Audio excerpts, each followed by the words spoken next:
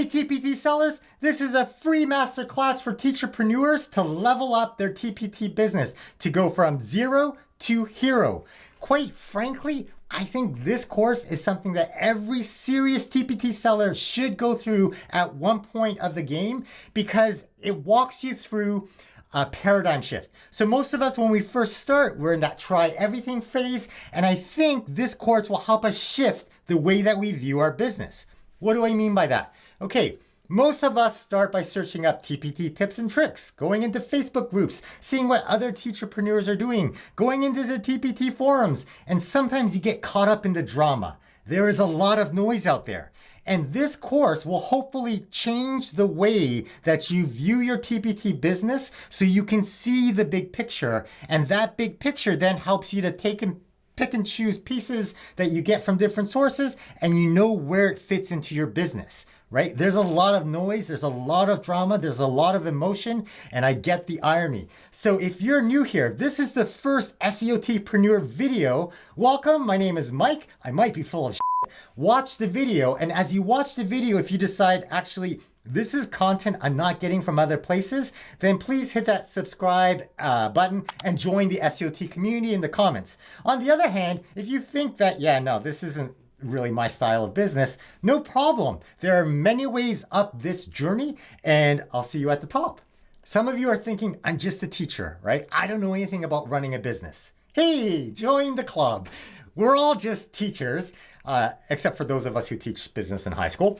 The reality is, other people before us have done this journey. And I'm not talking about Deanna Jump. I'm not talking about TPT, teacherpreneur millionaires. I'm talking about entrepreneurs. I'm talking about billionaires who share what they do and the lessons that they've learned. And so what I've done is I've taken some of the information that I've learned and I've distilled it into this course to make it meaningful from a teacher perspective, from a teacherpreneur perspective. I don't have time to watch a 2-hour course, Mike. I get that. So SEOTpreneur.com/hero, I've chopped the video up into chunks. If you're more of a visual learner and you want to go through the slideshow at your own pace, that's there as well. And so definitely check that out. Just tell me what to do. So this course came out of a need from miscommunication and some great conversations in the YouTube comments. But I realized that sometimes when I'm making a video, it's not clear what stage of the game I'm talking about. When people are asking me for questions or like advice in the comments, I might ask you, well, is your product, I know that you're upset that it's not selling as well. Is it a minimum viable product? And if you say, actually, no, not yet, then the first step is we've got to make it a viable product. On the other hand, if it is a tree, then the question is, okay, well, let's look at some data. Let's try some other things that might not work, depending on what stage of the game you're at. It'll make more sense when you watch the course. This is not a tutorial. It's not a step-by-step, do this, product cover here, use that. Nah, there's lots of other sources that you can go for that. This is a paradigm shift to get us away from the hamster wheel grind at ground level to get us to that hawk perspective and looking down and seeing the big picture. And I think this is an important mindset shift. Oh yeah, thanks buddy. So I recorded this video 10 days ago. I talk about a live stream that's coming up. The date has changed. So please check out the video description to find out when the live stream is.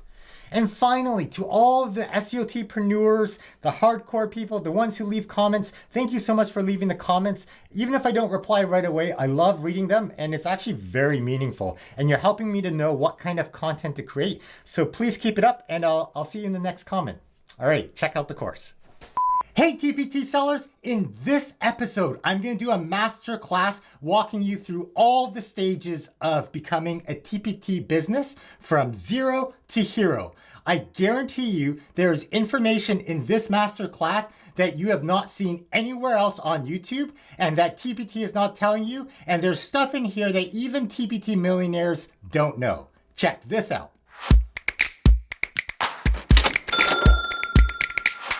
Hi everyone, my name is Mike Fuchigami and I'm the host of the SEOTpreneur community. This is a place where teacherpreneurs like yourself get together and we talk about using strategies, effort, optimization, and tinkering ideas to achieve our goals. And in this case, we're talking about increasing our TPT earnings. And along the way, we kind of learn a little bit about ourselves as we go through struggles and obstacles, because as you know, there's lots of drama in the TPT community sometimes. And how we deal with drama is an opportunity for us to become stronger and more resilient to deal with the next drama moment. So this is a master class. I'm going to walk you through all the steps of creating a TPT product from idea to a viable product. I'm going to walk you through in the second part all of the steps from a teacherpreneur, from just thinking about the idea to becoming a millionaire. And then I'm going to walk you through how to deal with obstacles that come along the way. For example, recently in January 2023, there was a TPT virus scandal within the TPT seller community. Lots of strong feelings, lots of strong emails to TPT headquarters. Obstacles happen. I'm going to walk you through a way to think about challenges as they come up from a business perspective so that you can make an informed decision about your TPT business instead of going with your knee-jerk emotional reaction that all of us are tempted to do when we're under duress.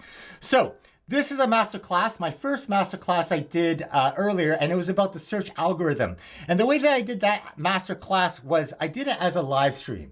And this time I'm going to do this masterclass as a YouTube video. And really, it should be 3 separate lessons, but I'm going to put them all in one because it's one continuous idea and it scaffolds on all the different parts of the lesson. And then finally, next Saturday, I'm going to do a live stream question and answer. So if you have any question that comes up through the episode, definitely ask there.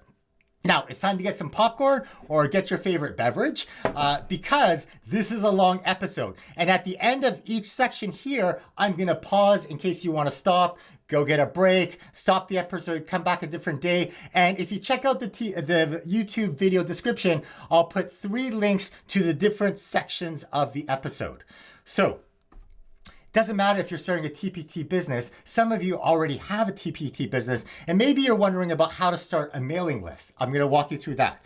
Or maybe instead of a mailing list, because of some drama, you're thinking, I want to start my own website. Okay, I'm going to walk you through that life cycle as well. Or maybe you're brand new here. You're thinking about starting a TPT store, or you have started a TPT store. Well, I'm going to walk you through the stages of being a TPT teacherpreneur from beginning to end. Or you might be at the end of your TPT journey. You might be looking for TPT alternatives. Doesn't matter. It's the same process from beginning to end. And then finally, at the end, I'll walk you through some of the exciting stuff in that TPT virus scandal. I'll look at it from a data perspective, and then we'll talk about how to think critically, not emotionally, as a process. And then more importantly, you want to subscribe. In fact, just hit subscribe right now because I'm going to walk you through in future episodes how to future-proof your TPT business so that maybe right now you don't want to switch, but maybe later on you might. Well, no problem. There are things you can do to make sure that you're able to pivot depending on where the cheese moves. And if you're not sure what I mean about that cheese moving, then check out masterclass number 1 and I'll walk you through where that idea comes from. The live stream, hit subscribe now if you haven't already. It's on this Saturday, January 28th. So at the end of this week at 11 a.m. TPT Standard Time, Eastern Standard Time. And that's where you can ask a question. I mean, you can always ask in the questions below, but I'm going to talk about some data that no one has seen before. I guarantee no one in the TPT community has seen this data before. And it's stuff that TPT knows, but they're not sharing with us, right? It's stuff that we can find out on ourselves, and I'll show you how to get that information.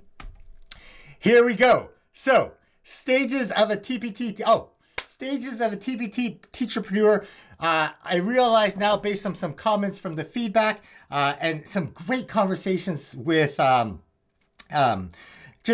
people who agree or disagree with me, but I realize now I need to clarify who I'm talking to because some strategies that work later in the game, they're not a good use of your time if you do it when you're beginning. Right? And likewise, things that I tell people who are at the beginning stage, if you're later on your TPT journey, you already know this stuff. So I realize now I need to clarify who I'm talking to. And actually, if you're a TPT egg and you're just starting, stop watching this video, bookmark it for later. Just set up your store, put up your products, see what happens. Just get on, just try it. Just take action, right? Some of you have taken action. You've got your first couple of sales. Yeah, watch this episode because I'm going to walk you through some things and some mistakes that maybe you can avoid along the way. This next group here, Hamsters and Hawk, TPT Hamsters and Hawk. You are the main target audience of this video, and I'm going to walk you through everything that we need to know, become that hawk, and then eventually over time, we're hoping to become whales and planets. And if you're at the TPT whale or TPT planet stage, there might be some things that I'm going to tell the TPT hawks that maybe you're not sure about, or maybe it's going to change the way that you think about your TPT store.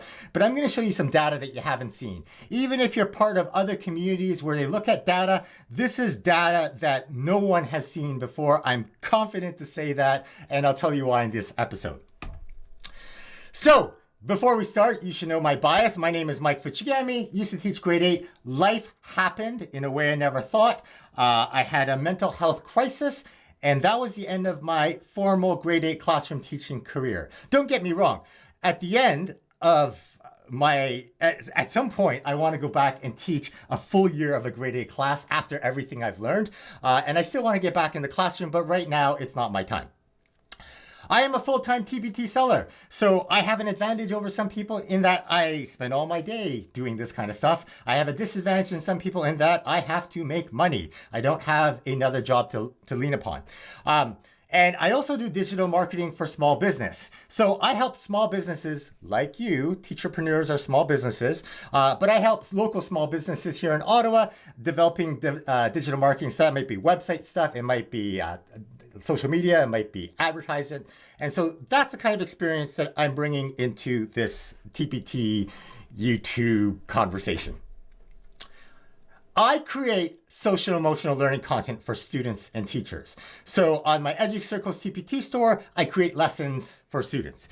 But for teachers, what I do is I have this SEOTpreneur community because this is actually really tough stuff for teachers because it's personal, right? We're taking lessons we teach in the classroom and then we're selling them and then people love them or hate them or why aren't they? It's very personal. And so there's a lot of opportunity for us to grow as people. And if we can sort of reflect on ourselves as students, if we become students of ourselves, then it helps us to sort of deal with the next obstacle. So that's my EduCircles TPT store. That's my SEOTpreneur community that I'm launching here. But my role in the SEOTpreneur community, I only have one role. I don't have all the answers. We are a community of people. My role is to give away as much information as possible for free, like this. But I have to earn a living. So my game plan is to provide affordable tools for TPT hamsters and TPT hawks to elevate their game, to take it to the next level, to increase their TPT earnings. So personally, in order for me to do those two steps, my goal is to be so good, you can't ignore me, right? And your goal for your TPT store is to be so good, they can't ignore you. And that's how you get people to come back and leave raving reviews because they legitimately love your store. So the question is, how can we just dominate our space because we are that good? That's the question. So, too long, didn't listen, Mike, just cut to the chase. Here we go.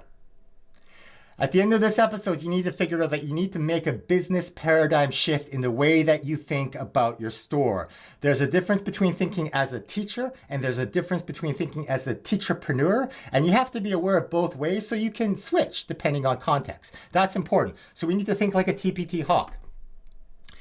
You need to pay attention to high quality, reliable information. It doesn't matter if you're a TPT as a corporation like Team TPT or whether you're a TPT seller in TPT forums. There's lots of noise, there's lots of drama, and the question is, can you focus on actual key performance indicators and listen to stuff that matters so that you don't get distracted by shiny objects, things that you want to try, or scary objects, things that are alarming that elicit a knee-jerk reaction. Right? So that's a key idea that's going to come up in this lesson.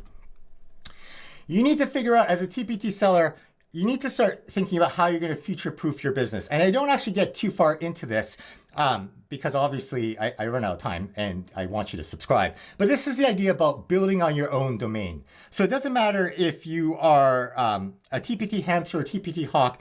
The idea is you get your own domain, not mystore@gmail.com. That's not your land, that's Gmail's land.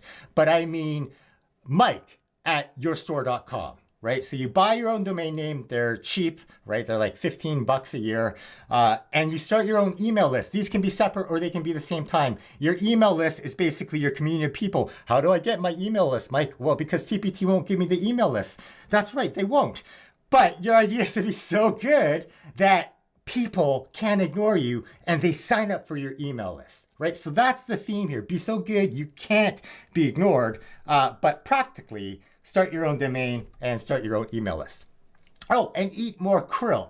So one of these may or may not be as accurate as the others, but this is the game plan for today's episode. All right, mine's on. And this is important today because of the content that I'm going to share and because there's some strong feelings about TPT viruses or the security of the platform, or maybe you're watching this from a year from now and there's another incident. There will be another incident. Something always comes up, right? But on a scale of 0 to 10, how are you feeling right now? Right? And share whatever you're comfortable with in the comments. I'm feeling pretty good. I thought I would have this video out last Thursday, but I've been working nonstop because I realized that the pathway I wanted to teach. And then I made sure I had a great night's rest so that I could sleep and present really well on my game, and so that enthusiasm gets through there. But I don't know how you're feeling. And quite frankly, I'll never know how you're feeling because of the way that this medium is, right? It's one way. I can't read your body language. And even if I could read your body language, I don't really know how you're feeling. And this is the part where I talk about social emotional learning for teachers. That self-awareness and self-management piece are critical as teacherpreneurs. If you're not feeling great about TPT, if you're feeling angry, right? This might not be the time to watch this episode. Later on, I might say some things that might not be something that you want to hear right now. And that's okay. Come back to this when you're in a better place. There's nothing wrong with that. This is about you. You are you. You are not your TPT store. So I might have days when I make lots of sales, but that doesn't mean I'm great. And I might have days when my TPT store tanks, but that doesn't mean I tank. It just means I'm me, and that's my TPT store. And regardless of how it does, it's not a reflection of me. At least that's what I tell myself. I need to put that wall up. But I have experience here. You are not your job. So for the longest time, I identified as a grade 8 teacher. I was a grade 8 teacher. That was my identity. And then when stuff happened, and I felt like I failed my grade 8 students in a life and death kind of way, I crashed because that was my identity, right? If I'm not a grade 8 teacher, if I failed as a grade 8 teacher, that means I failed. But one of the things that I've learned through lots of therapy and lots of thinking about this is this idea that, well, no, you're you, and your identity, like my self-worth can't be based on what I like my teaching job. So making that distinction, I see that here, and so now I have to apply that here to I am not my TPT store, right? But we're all on our own journey here as teacherpreneurs. But this idea about identity, like let's say you want it, like, because I'm not a millionaire, I'm proud to say I just hit $60,000 in my TPT lifetime, which is fantastic, but I'm not a millionaire. But Ed Mylett is a multimillionaire entrepreneur. And I love this book, The Power of One More, because he breaks down all the things he learned. You should go listen to this audiobook. If you want to support the the SCOT community, there's a link in the product description where I talk about all the resources I use. And those are affiliate links, and that helps keep the lights here on. But anyways, he talks about how lots of people link self-confidence and identity to their possessions. There's absolutely nothing wrong with acquiring material things. There's nothing wrong with you selling your lessons, right? And some of us feel bad because we think we should be sharing our lessons for free. Awesome. Share your lessons for free with the teachers at your school. But this is an opportunity for us to sell our lessons and through that learn about ourselves in a way that no 21st century task can teach us as we teach in the classroom, because selling on TPT is an authentic 6 C's growth mindset, new pedagogies for deep learning lesson that we are living to learn about how to learn about learning. It's awesome. So there's nothing wrong with acquiring material things. What Ed Mylett doesn't do is link his possessions and material wealth to his self-confidence and his identity, right? So he says, like, I consciously keep them separate, and so should you. Keep it simple. You are you. Remember, it can all be taken away in an instant. And we saw that during the TPT virus recent kerfuffle in some TPT sellers, probably some false positives where their stores were shut down and refunds were issued to buyers. And it can all be taken away in an instant. And so that's why I say later on, when you need to future-proof your store, buy that domain, set up your website, start your emailing list so that you can pivot. Right? It can all be taken away in an instant. So, social emotional learning, for us as learners, we are reflecting ourselves, that self-awareness piece and our self-control. But what we also need to start talking about, this is that paradigm shift that we need to start making, is we need to start thinking about business awareness and business management, because the way we feel is separate from our business, right? You are you, your TPT store is your TPT store. We need to separate them. So the goal of this video is not for me to provide emotional support. Sometimes when people are upset, if I remember, I like to ask, well, do you want me to provide emotional support or do you want me to provide constructive support? Because sometimes when I want emotional support and I get constructive feedback, that's not what I need to hear right now. So if you're in a spot where, you're thinking, this is kind of tough, I'm still here later, right? Or just ask me a question in the comments, come back later. This is not the video for you right now, right? This video, the goal of this video is to provide constructive support for you to deal with challenges for you to grow your TPT business, okay? By that, I specifically mean if we start to understand what stage of the TPT journey that we're at, then it helps us when we watch YouTube videos about strategies, it helps us be less distracted, because you can then say, okay, well, that's really actually a marketing tactic. I don't really need to do that because I'm already focusing on this for my marketing. Or you might be like, oh yeah, that is exactly what I need to hear right now because of where I'm at right now, because I'm focusing on product development, and that's talking about where to put my keywords in the product description, if that's something that you want, right? So business awareness, what stage of the TPT journey? I'm going to explain this journey in a way that no other YouTube channel has. But business management is key here. Whether you're a large corporation like TPT or you're a small business like your TPT store, you need to know how to make informed decisions about what's right for your business, because lots of emotional stuff will come up along the way. You're going to be in panic mode sometimes. We all get in there. And the question is, can you find that equanimity, that moment of serenity and calmness to sort of make that right choice for your business? And there's no wrong choice. It's only what's right for your business based on the information you have at that time, right? So you run with what you have and then you change when you need to. Correct course. So part 1, the life cycle of a TPT product. This is a starting point for conversation because I've never been to the end of this life cycle. So if you know something that I'm missing, please leave a comment. If you're leaving TPT, right? This is then the life cycle of a TPT alternative. Okay. If you're staying on TPT, but you're future-proofing your business, then think of this as the life cycle of a mailing list or the life cycle of your website. But either way, I'm going to focus on this as the life cycle of a TPT product. And I think no matter what we're talking about, it starts with a seed. You plant that seed in the ground. There are 0 leaves. You just started your product or your website or your email list or your podcast. I just started my channel. I just started my book club at school where I talk with people. I just started my Facebook group for my community of TPT learners so we can share to each other and also so I can pitch my products, right? Whatever it is, you just started. You have 0 leaves. There you go, seed in ground. That's the first stage of your product. If you've done this before, then you might know that you need to do some things, right? And that's called watering the seed. I've made websites before, so I know after I make a website, there are certain things I need to do to set up to make sure that I'm optimized for search engines, right?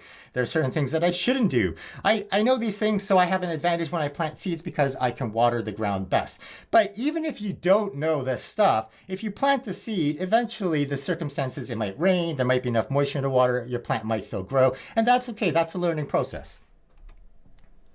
The next stage of the product cycle, I'm calling a sprout, and that has one leaf. There it is, super exciting.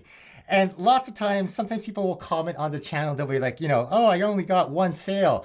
No, this is huge. This is proof of concept. You made your first sale to a complete stranger. That is awesome, right? That proves that you have a stranger who's willing to buy what you're offering, as rough as it is right now. They're willing to buy that, right? Each leaf represents a unit sold to a different stranger. So this is actually an important way in this model. We're not thinking about page views, right? You can have 1 million page views, you can have one page view. If that one page view led to a unit sold, that's the leaf that we're thinking about. So that's why we're not worried too much. I mean, we pay attention to search algorithm changes, but if our page views tank, that's not the end of the game. The metric is the unit sold, not the earnings, the unit sold. It doesn't matter if you have 1 million followers, because I can buy 1 million followers, apparently, right? If those followers don't convert to a sale, right, then it doesn't matter how many followers you have. In fact, then I wonder if it's an ego thing or you're trying to, it's a little bit something else. It doesn't matter how much you earned. Again, like I feel proud because I earned this much, or I feel horrible because I'm the same way. When I don't make sales on a TPT store, like when it doesn't chime, I don't feel as energized. I feel energized when I hear that ka-ching. But I think we need to separate ourselves from that. Right? It doesn't matter when you started. You could have started 9 years ago, 15 years ago, or you could have started today. And yes, I know that's not entirely true about when you start. I'll talk more about that later. Because if you get first into a market, there are some advantages. But this idea that I've been selling for 6 years and I should be here, or no, those are benchmarks. They're arbitrary. What matters in this product life cycle is just the unit sold. It's like I'm starting jujitsu. I love it. I'm a white belt. I know nothing. And they have these quotes like, don't be afraid to be a beginner. But that's true. I could be 50 years old and just starting and being a white belt. And someone else could be a 32-year-old and be a black belt, right? It's not a function of age, right? Or maybe I've been doing martial arts for 20 years and I'm only a whatever color belt, right? It's about everyone has their own journey, but everyone goes through their own obstacles. So we all are able to put in different efforts. So we're talking about units sold in this model. We're looking for proof that complete strangers will buy your product. So if you ask your teacher friends to buy your product, those don't count as leads, right? I'm looking for someone who I haven't contacted before, right, who ends up buying my product. You might be networking. So a friend of a friend, right? Networking, sure, maybe that's your strategy. But strangers, the key idea is strangers buying our products, or strangers clicking on a link in your email and then buying your product. Every time a stranger clicks on that link and converts into a sale, that is proof of concept. Every time you have your website set up, it doesn't matter if you have 1 page or 1 million pages. Every time a different stranger clicks on your website and goes to your product and buys your product, that's a conversion. That's what we're talking about, units sold. Your sprout grows some leaves. And at 10 leaves, I'm arbitrarily calling this a sapling. 1, 2, 3, 4, 5, 6, 7, 8, 9, 10. Congratulations, you have a minimum viable product. Strangers will buy this. I'm probably using this term minimum viable product in a different way. It has a very specific meaning in business, but it's basically the idea, don't perfect your product and then launch it. Get your product good enough into a point where it can sell. And TPT sellers who are just starting, don't put out crap. Because if you get that horrible, if you put out a horrible product and it deserves a low review and it gets that low review, at your stage of the game, it's hard to recover from a low review, right? Think about when you shop on Amazon and look at all the reviews and which kind of product you buy. But you go to the point where you have a good enough product. It is good enough. One of my quotes on my wall here is, it's good enough and you put it out there to see if people buy it. And then as people buy it, you realize, oh, there's potential in this product. I'm going to improve this product even more because I got to this stage. So get it good enough that it can go out onto the market. And then when you become a sapling, congratulations, you have a minimum viable product. How can you care for this tree so you make more sales, right? This is the question when you hit a sapling.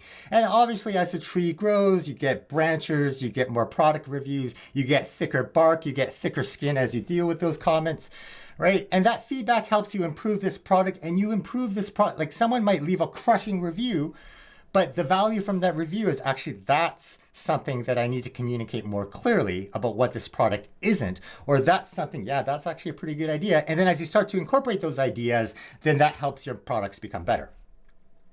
The next stage in your product is you now have a tree, 100 plus leaves. You have a viable product, and you can feel confident that this product will sell. And sometimes when I talk about strategies later on, I have a few coming out, you need a tree and this strategy will work. If you try it on a sapling or a seedling, it's a waste of your time, right? So different strategies, it's important to know which will work depending on what kind of product you have.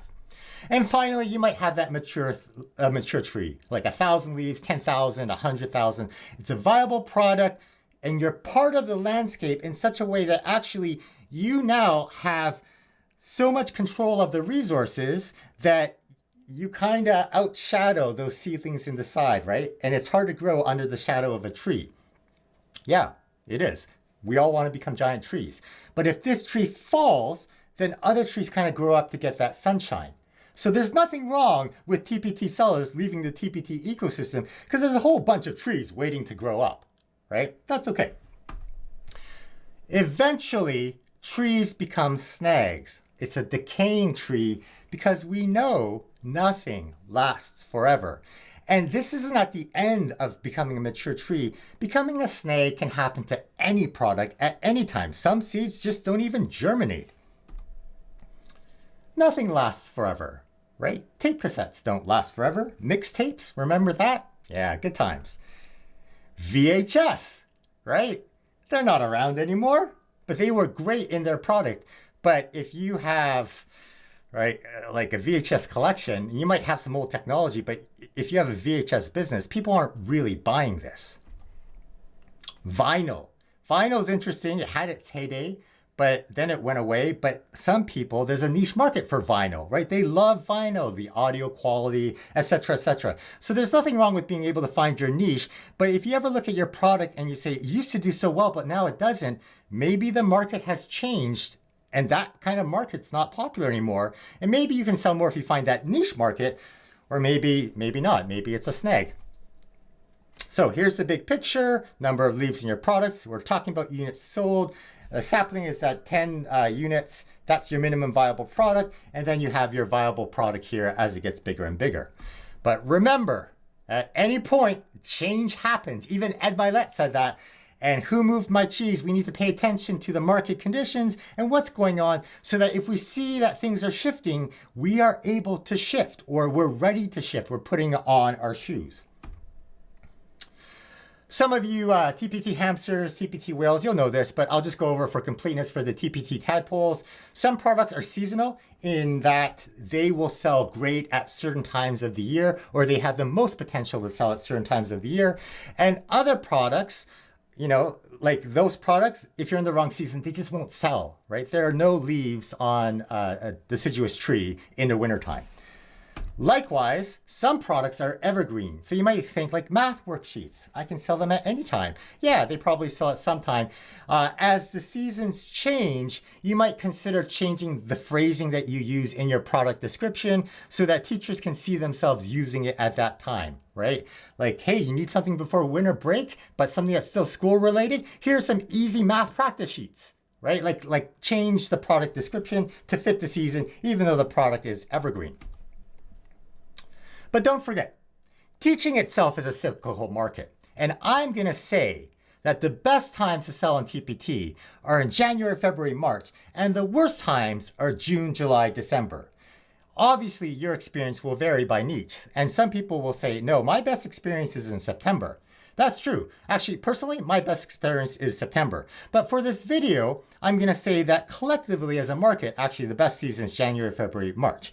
Because there is data, and I'm going to show you some data. This is data here that no one in the TPT community has seen. I know you've seen data like this, right? And if you have SEMrush, maybe, or some other thing, you can see the projections. But this data is actually very specific data in SEMrush called traffic analytics. This is Clickstream data, and I chose it for the American market. But Clickstream data is basically all the places that you buy your internet from. So like Rogers, Vodafone. I'm trying to think of some other companies here. But all those like where you buy your internet, like access to the internet, they collectively sell your data. They anonymize it, but they sell your data to large companies like SEMrush who can buy it. It costs a lot of money, right? And then these companies can basically see person one, like ID number one, goes to here, here, here, here, here, through all the websites you go through. And so this is based on actual people's traffic data. So people actually went here, and that's how they can say, okay, this is where people went to Teachers Pay Teachers. Teachers Pay Teachers right up here. So no one has seen this information, right? This information, the reason why I'm confident in saying that other TPT YouTubers have not shown you this is because this information costs money. It costs $200 per month. And not only does it cost $200 to get this, like access to this traffic market data, but it costs an additional $119 per month to be able to have that SEMrush subscription. So I'm paying $320 this month as an experiment to get access to this data. And I know that as a small business, like as I help people with their digital marketing, this is not SEMrush, yes, but traffic analytics, that's not data that most small businesses need unless they are hyper-focused on outcompeting their competitors, right? But I found in my experience as both a small business owner and helping small business owners, I have to make decisions on where I spend my money. And if I have to spend $200 to access this money, it might not be a good use of my money, right? So I have to, you can get other information or benchmark other information from other places. So that's why I'm confident in saying that this is information that other TPT sellers have not seen, right? So this is traffic from people in the US here. I took the screenshot on January 18th. And just to put the numbers here, because I actually hovered over these spots, this is in a year, you can see by color coding, but in January last year, 16.2 million visits to Teachers Pay Teachers. Million, right? That's a lot of people. So TPT, Team TPT, if you're watching this and you're wondering why at your meetings you're looking at different numbers, that's because this is Clickstream data. You guys have Google Analytics, and you probably have the actual visits per like you can count them as they visit your site. I mean, you might be looking at Clickstream data to look at your competitors, but that's why the numbers might differ for you. TPT sellers who are thinking about trying a different marketplace, no problem. I love tinkering. Have fun. But later on this video, let's walk through and compare how 16.2 million visits compare with some of the other platforms, right? We're going to guess how much traffic. So think about whatever platform you're going to, and hopefully I'll show it later on the video. And if not, ask at the live stream. So,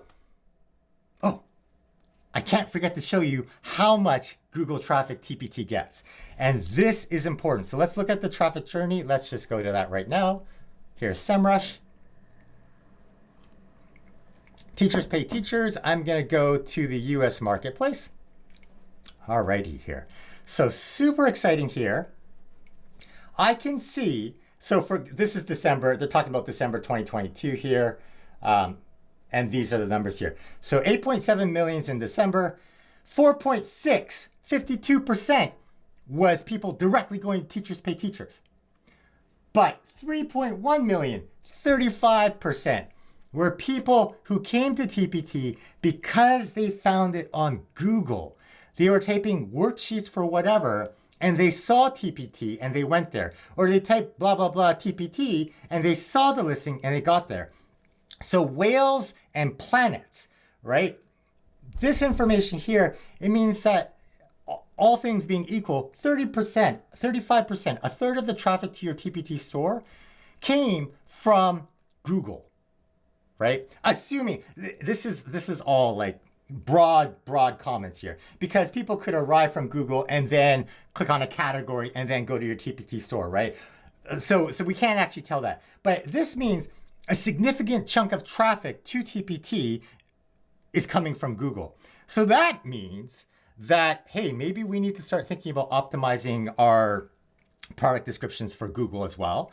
Or, hey, maybe we need to start thinking about getting our websites up and starting to optimize for that traffic word, and Teachers Pay Teachers, because on our store page, our website page, we'll be talking about Teachers Pay Teachers probably. And then that Google will say, hey, our website is actually very focused and optimized for that keyword in a way that a large platform, it has a cookie cutter template. And so it can't be as optimized as what we can do in our own playground. So I thought that was super interesting. Okay, thanks, buddy.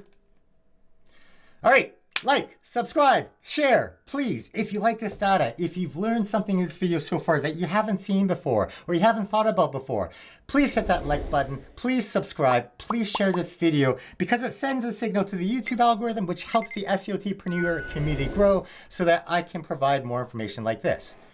We need to generate, as a community, $320 American per month to keep our access to this data to be able to monitor what's going on behind the scenes. Because Teachers Pay Teachers, they're not going to tell us, they haven't told us that a third of our traffic on our store comes from Google, right? So that's something I learned in making this video. There's value to having high quality data.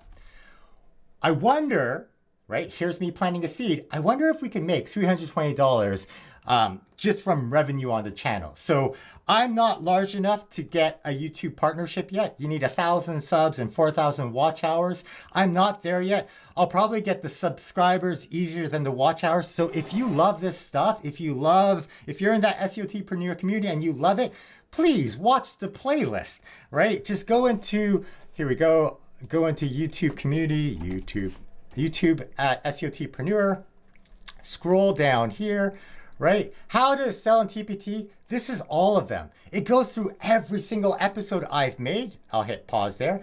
It goes through every single episode I made. Use this as your background music as you're working on your TPT stores, if you're able to. Or use it as you're cleaning the house or doing other things. I watch other TPT channels as I clean the house because that's where I pick up tricks and tips, right? So this is a good way. Watch hours will help the channel grow. All right. But this, oops, here we go. This is a long game, right? It might be years before we're able to generate $320 American per month. And I can't sustain that cost until that point. So I'm trying another product idea, right? I'm watering the seed here. And I wonder if we can crowdsource the cost of this tool amongst the SEOTpreneur community. So hear me out here.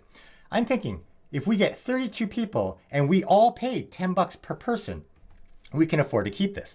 So now I start wondering, how do I create value for 32 people? And I wonder if people would be interested in signing up for a private group Zoom class, right? And so you would be able to attend this class where you ask your questions, and because we're, buying this data together, you're able to ask questions. Hey, Mike, how is this store doing? Or not store, how is this marketplace doing? Because we can only see it by domain level, right? We can't see it by page level, at this clickstream data, right? Or I'm thinking about switching to this marketplace. How is it comparing in Australia? Yeah, we can look that up. Or in this place here. So there's a lot of stuff that we can do with this data. So you won't be able to access the tool directly because that costs you $320 per month. But I would have this tool and I would run these Zoom meetings. And then if you can't make the meeting because life happens, no problem. Just watch the recordings later. And then later on, later on, you can come back if you just joined the membership and you can still benefit from all the questions that we've asked in the past. So you could get access to clickstream data that TPT is not telling us about for $10 per month. Or you can buy your own account and get it for $320 per month, right? Something to think about here. So, hello. Oh. This is the end of the episode. This is the end of part 1. This is a time to get a coffee, use the bathroom, or just keep on watching, watch the next episode. If you're coming back, just hit on the product descriptions, and I'll see you in a bit. That was the life cycle of a TPT product. And in the next episode, which is happening in a few seconds, I'm going to walk you through the life cycle of a TPT teacherpreneur. Stay tuned. Hey TPT sellers, welcome back. This is the second part of our masterclass on how to become a teacherpreneur, our TPT journey. As a reminder, being a teacherpreneur is different from being a teacher. Nothing wrong with being a teacher, nothing wrong with being a teacherpreneur, but they are two different mindsets that maybe is not as obvious the differences between the two.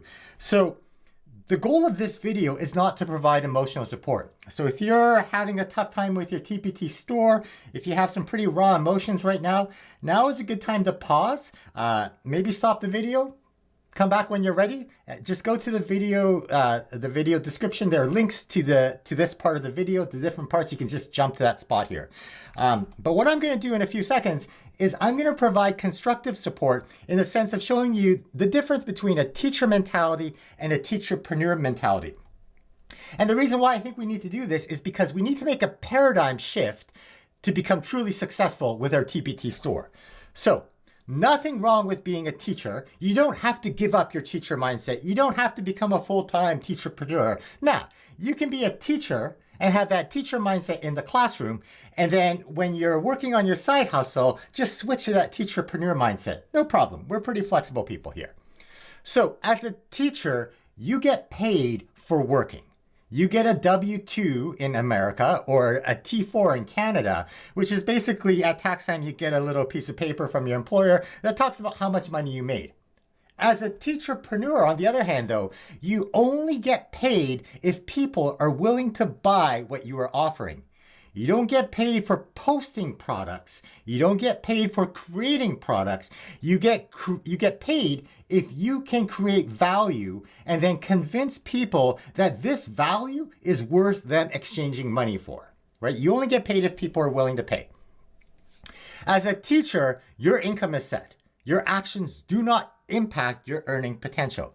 Okay, so yes, I understand that there are some parts in the world where maybe if you're a senior teacher, you might make more money. In Ontario, as an elementary teacher, for example, we had a pay grid where, like, depending on your qualifications, you might be A3 or A4, and then depending on years of experience, 0, 1, 2, 3, 4, 5, all the way up to 10. So if you're an A4 10th year teacher, that's the top of the salary pay grid, right? I can't make any more than that. I know that in high school, maybe you get more for being like a lead, and maybe in different parts of the world, the income is a little bit, the structuring is different. But ultimately, regardless of where you are as a teacher, there is a cap to how much you make. So if you work more, you don't get paid more than that absolute cap. There is a limit to how much you can earn. Whereas as a teacherpreneur, your actions directly influence your earning potential, and your earning potential as an entrepreneur, the sky is the limit, right? We know there are millionaire teachers because people have done that. Therefore, like as a teacherpreneur, therefore, if they can do it, well, potentially we can do it as well, right? So the earning potential is much higher as a teacherpreneur than as a teacher. Danger zone. All right, teachers. The danger with the teacher mindset is that we can get trapped in this sense of entitlement.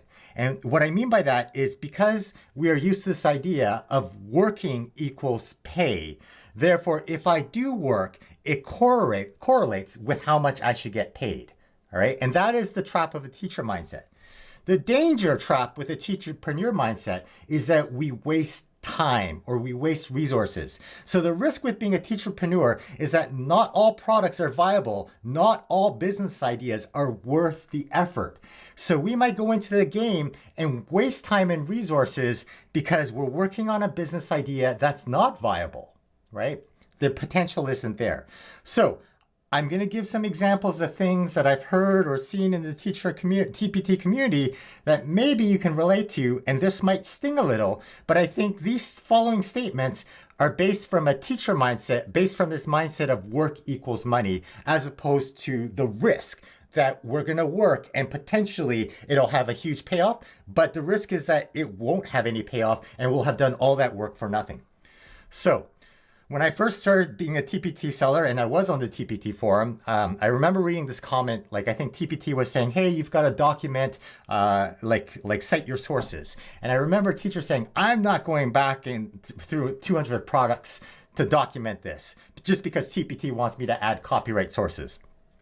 You don't have to. I mean, you do you.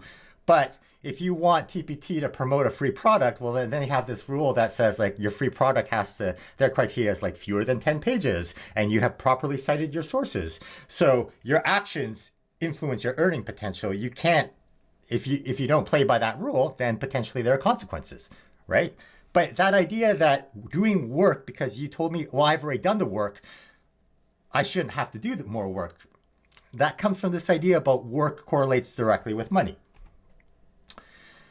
Setting your product price based on how much you worked or the number of pages is an idea that I've seen around the TPT community where how much should I charge for my product? Well, the benchmark I use, if you have this many pages that are different, then it should be this price. And that comes from this idea that work correlates to money. A teacherpreneur mindset is different in the sense that you value the product based on what you think people are willing to pay. And that's based on like, well, how much can they teach? Like, is this a 1-period lesson? Well, how much would you be willing to buy a 1-period lesson, right? Yeah, there's overlap. Obviously, like bigger products should be worth more money and that makes sense. But the value shouldn't be how much work I put in. The value is set based on how much, like the price of the product is set on how much value does this add, and that people, you've communicated, you've sold it, you've communicated the idea that this product is valuable, therefore people are happy to pay you money, right? That's the idea with a teacherpreneur mindset. You should have told me you were going to change things. Now I have to do more work because you changed things. So this is an idea of that like TPT search algorithm. You shouldn't have changed the search algorithm because that affected, I've already done this work, I should be getting paid for this amount of money, but because you changed the search algorithm, now I have to do extra work to be able to get back up there? No, like I've already done the work. But again, that comes with this idea that work equals the money, whereas from a teacherpreneur mindset, the work we do may not pay out at all. And that's why we have to use strategies, effort, optimization, tinkering. It's not just pure effort. We have to pay attention to what we're doing because what works now may not work tomorrow, or it may not work all the time. And that is the key idea, right? The risk, the danger here is that we are wasting our time and money, that it's not forever. You can't shut down my store. I did all of that hard work. Well, yeah, they can shut down your store. It's in the terms and conditions. They don't have to justify why they're shutting it down. At any point, they can shut down your store. The future-proofing lesson that we need to learn is you should be copying all of your product descriptions into like a Word document or something else as you go through. So then that way, if they shut it down, you probably have copies of your files, but then you have copies of your product descriptions as well. I do something different. I'll show that in a different episode. But yeah, we need to be thinking about future-proofing our store because at any point they can shut down our store. And we know from the previous part that Ed Mylett says that you can lose it all in an instant. Yeah, like if he's saying that and he's gone through the millionaire journey, then we need to pay attention to that. We need to mitigate our risk. Okay, so coming back to this teacherpreneur mindset about taking that risk, waste of time and money may not pay out. So last episode, I talked about this idea about wondering whether people would be willing to crowdsource access to that SEMrush data for $320 a month. So getting access to data, being able to look at things for $10 a month instead of $320 a month, you may or may not want to do that. So the risk I'm taking is I paid $320 this month. Can I turn it into a viable product? Maybe, maybe not. I might be wasting my time and money, but the more quickly I learn from my mistakes, the quicker I can find a viable product. So that's my thinking here. And if you're interested in this idea about crowdsourcing and access to this data and private or group Zoom classes, leave a question in the comment and we'll go from there. All right. The key thing here though is if you can learn to have fun with this process, it makes the game a lot more durable. And Ed Mylett in the book that I showed last time, basically one of the ideas is if you can enjoy doing inconvenient things, that's the key to success. All right, so here are the stages of a TPT teacherpreneur. It's a starting point for conversation. It's also a mixed metaphor. I'm going to walk you through some ideas, but if you already made the decision to leave TPT, okay, well then these are stages of a teacherpreneur on a different platform that you're going to have to be aware of. There are also stages of being an entrepreneur in general. And so there are lots of entrepreneurs. If you're passing through and watching this and you want to tell me what I'm missing, I would love to have a conversation in the comments. So here it is, stages of a TPT teacherpreneur. Personally, I'm here. I know how to be a hawk, but I'm not truly walking the walk of being a hawk, right? It's like, I know how to eat healthy, but I don't always eat healthy. I have little spurts of eating healthy. So that's where I'm at. And the real question is, as I go through this progression, the question is, where are you? So an egg, I'm defining as someone who is just starting their journey. They have zero sales. You have that entrepreneurial spark. You're wondering, I wonder if I can sell my lesson plans on TPT. I wonder if they would sell. Or you're wondering, I wonder if I can sell on that platform or that platform, right? Like, I wonder if I should switch. So you have this idea of a spark. And then you start to put into action, but you're still an egg until, right? You're planting these seeds. They may or may not pan out, but you're an egg until you make that first sale. And once you've made that first sale, right, that proof of concept, I'm calling that a tadpole. And there are lots of tadpoles that get to this stage, right? Lots of eggs, but not all eggs actually put into action. Like, you have that spark, but not everyone goes and creates it. So if you're an egg, you're thinking about selling on TPT, you haven't really done more than like create that like free seller account, stop the video, go put up some content, and once you make that first sale, come back and watch this video. All right, tadpoles, you've made a couple of sales, super exciting because this is proof of concept. And you have that first leaf on one product, super exciting times, right? And maybe it grows and you have another leaf. So you start planting more seeds. This is very exciting. So you're thinking, okay, so this middle line here, that's one kind of product type. Maybe that's a geography lesson. And then you're like, oh, maybe I should do a math project, or maybe I should do this kind of like a different kind of product. So you're all excited. You're posting different things, right? And maybe you have more sales from that first one, and maybe, you know, that other project started to sell as well. It's very exciting. So you start planning. Each line is a different product type. For those of you who've been around, these are product lines, right? Or potential product lines. But yeah, so you're planning different kinds of products. You're planting these seeds. And now let's talk about this transition between tadpoles and hamsters. Because I think some of us, I've realized in the comments, some of us are using the word hamster, but I think you're not quite a hamster yet based on this definition that I'm going to clarify here.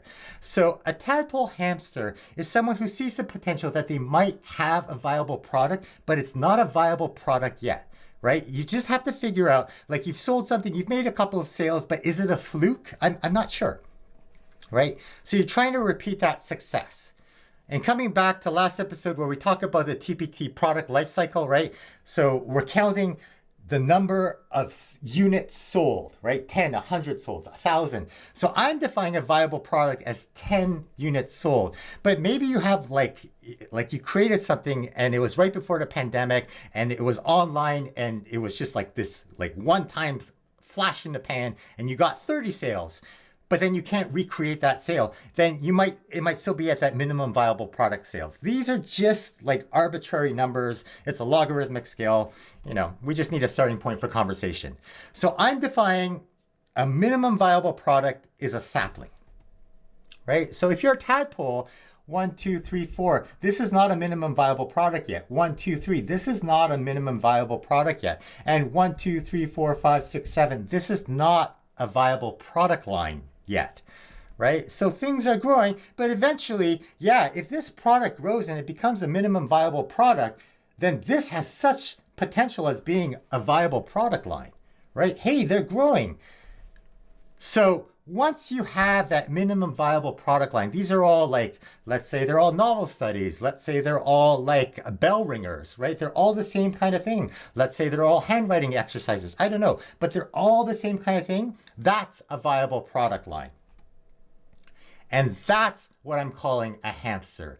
I can ask you, hey, do you have a viable product line? And you're like, yeah, I know that my whatever, my mystery puzzles are working, my escape rooms are working, my science lessons are working, my worksheets are working. You know what your viable product line is, right? You have a product that sells, you know how to make that product, and now you are on this TPT content creation hamster wheel. And the thing is, you have to create a new wheel for every different product line. And the game of the hamster is, how do I create this product more efficiently? Maybe we put oil on the hinges. And so that might be, maybe I optimize my product covers. Maybe I, tweak my product descriptions. Maybe I think about which categories I'm putting. But that's all within the TPT product, right? That's the hamster's job. So you have a viable product line, right? Hey, I see that it's growing. That's fantastic. So I'm going to plant more seeds in this product line, that resource type. Hey, things are growing. I'm encouraged because this product line seems to work. Maybe I'm a music teacher and I'm cranking out content that I'm creating in my classroom, and they're all music, they're like music examples. They're your own whatevers of different popular songs. I don't know how music works. Sorry about that, right? Focus on what works. But the trap is, we get distracted by shiny objects. Too late, right? Something caught our eye. We saw what another TPT YouTuber is talking about, or we saw what another TPT seller is talking about in the forums, and we want to try that, right? So even though the hamster has, if we go back to when you just became a hamster, even though you have that viable product line, it's easy to get distracted by shiny objects. So excited. Let's try all sorts of stuff. We throw all sorts of things at the wall to see what works. And we tinker with a bunch of different ideas, right? There is nothing wrong with tinkering, right? Sometimes things happen. Tinkering is how we find new viable products. It's awesome. But if you're only tinkering and you're not focusing on that viable product line, it means you can't substantially increase your TPT earnings because you're spending time developing a new product idea. Whereas once you have that product, focus on that product because you know it's a viable product line. So a hamster is churning out content. You're running on this hamster content creation wheel. You're planting seeds. You're making lessons. You're posting them. You're streamlining the process. Maybe it's faster. Like, I made a template, right? I just have to copy this file. So you're speeding up the process. For me, what I do when I'm cranking this out is I've written down the steps that I have to do so that I don't have to think about them later, right? I copy the last file and I tweak it. So you have a competitive advantage in this product line space because you're doing it over and over again. Right? You're optimizing, you know what keywords to add, you know what's working, you crank out the content. A hawk is a TPT seller who has a bird's eye view. And someone in the SEOtpreneur community sort of left that comment about how they thought they were a hawk, because they're getting a view of the lay of the land. And I thought that's brilliant, and I'm going to sort of develop that idea a little bit differently. But a hamster, you're on the ground. You can only see what you can see from the ground. And that what you're seeing is creating the content. And that's how it works. And I'm going to create more content because the more products I have, the more money I'll make because I have more trees. Because that makes sense linearly. Whereas if you're a hawk and you have that high level view, you can see that there's more to things than just creating content. Right? So creating content is a very small aspect. It's a technical aspect and it's important. It's technical work, but there's also managerial work and there's also entrepreneurial work. And you have to do all three if you want to have a successful world-class business. And by world-class business, I mean you are so good that you can't be ignored, right? So, brief comparison, hamster's about churning out that content, but the hawk is about recognizing that that content is just one aspect. There's more to it. This is not my idea. I'm a teacher. I'm just a teacher, just like you, right? We think that I'm just a teacher. I don't have a business degree. Yeah, I don't have a business degree either. But as teachers, we're good at teaching content and we become really good at learning content because if you ever have to prepare a lesson, then you have to know that really well. And then as you answer student questions more and more, you become better at learning that content. So we're really good at learning. So let's just learn from other people who've done this. Michael E. Gerber, a fantastic book, The E-Myth Revisited. go listen to this book, go buy this book, go to the video description to click on the link to the SEO Entrepreneur community and use the affiliate links so that you can help keep the lights on here. But basically, the myth of the entrepreneur, like he walks through this, the idea, he explains why most small businesses don't work and what we can do about it. And this book changed the way and it helped me become a TPT hawk. Right. And he talks about the story of Sarah, who was a baker who started running the store.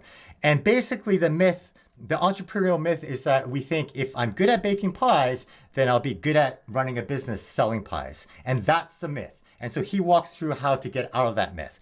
But basically, as teachers, we think because we're good at making lessons, we're good at running a business selling lessons. And those are two different skill sets. We can learn the second skill set, but they're not the same skill set. So just because you're good at creating lessons, just because you have an awesome lesson and it doesn't sell, it doesn't mean the lesson isn't awesome. It just means you need to learn some more skills about how to run a business to sell lessons. So I love this book. He talks about these personalities. He explains the difference between the mindset. A technician does the work. The manager focuses on results, peoples, and systems. The entrepreneur has the large-scale vision. But you are all three in one person, right? We're teacherpreneurs. We do all three of these. So the technician is cranking out the hamster wheel content. But the hawk understands this big picture. Okay, so Chapter 12, Chapter 13, Chapter 14, like read them one day I did like in a quiet spot and I mapped out some ideas and I wrote down, this is my organization chart for Chapter 14 for my business. And I typed it out nicely here so that you can see it. And it's pretty overwhelming when you go through it like this. So I'm going to break down this organization chart through the different stages of the TPT seller journey. And you figure out what stage of the game you're at right now. Okay, so stages of a teacherpreneur. The question here is, where are you? As an egg, that first step is you create that TPT store page, and lots of us get stuck there. And we know that because we get reviews from people, and sometimes it says TPT seller, so you're curious, you click on the link, but they haven't set up anything more than their store. They haven't put a quote, nothing. So that's a TPT store page. So you set that page, and maybe you create some lessons, and then maybe you figure out how to publish them, right? So you have that product page that you've published. Okay. And then one day you become that tadpole and you have some TPT earnings and you are excited because you just made your first couple of sales and they pay out next month. Very exciting stuff. So at one point in your tadpole journey, you're going to make a decision whether you go from that free seller membership to that premium seller membership. And at what point is it worth it? And basically you're thinking about whether or not your products have potential for you to make enough sales for that premium membership to be worthwhile.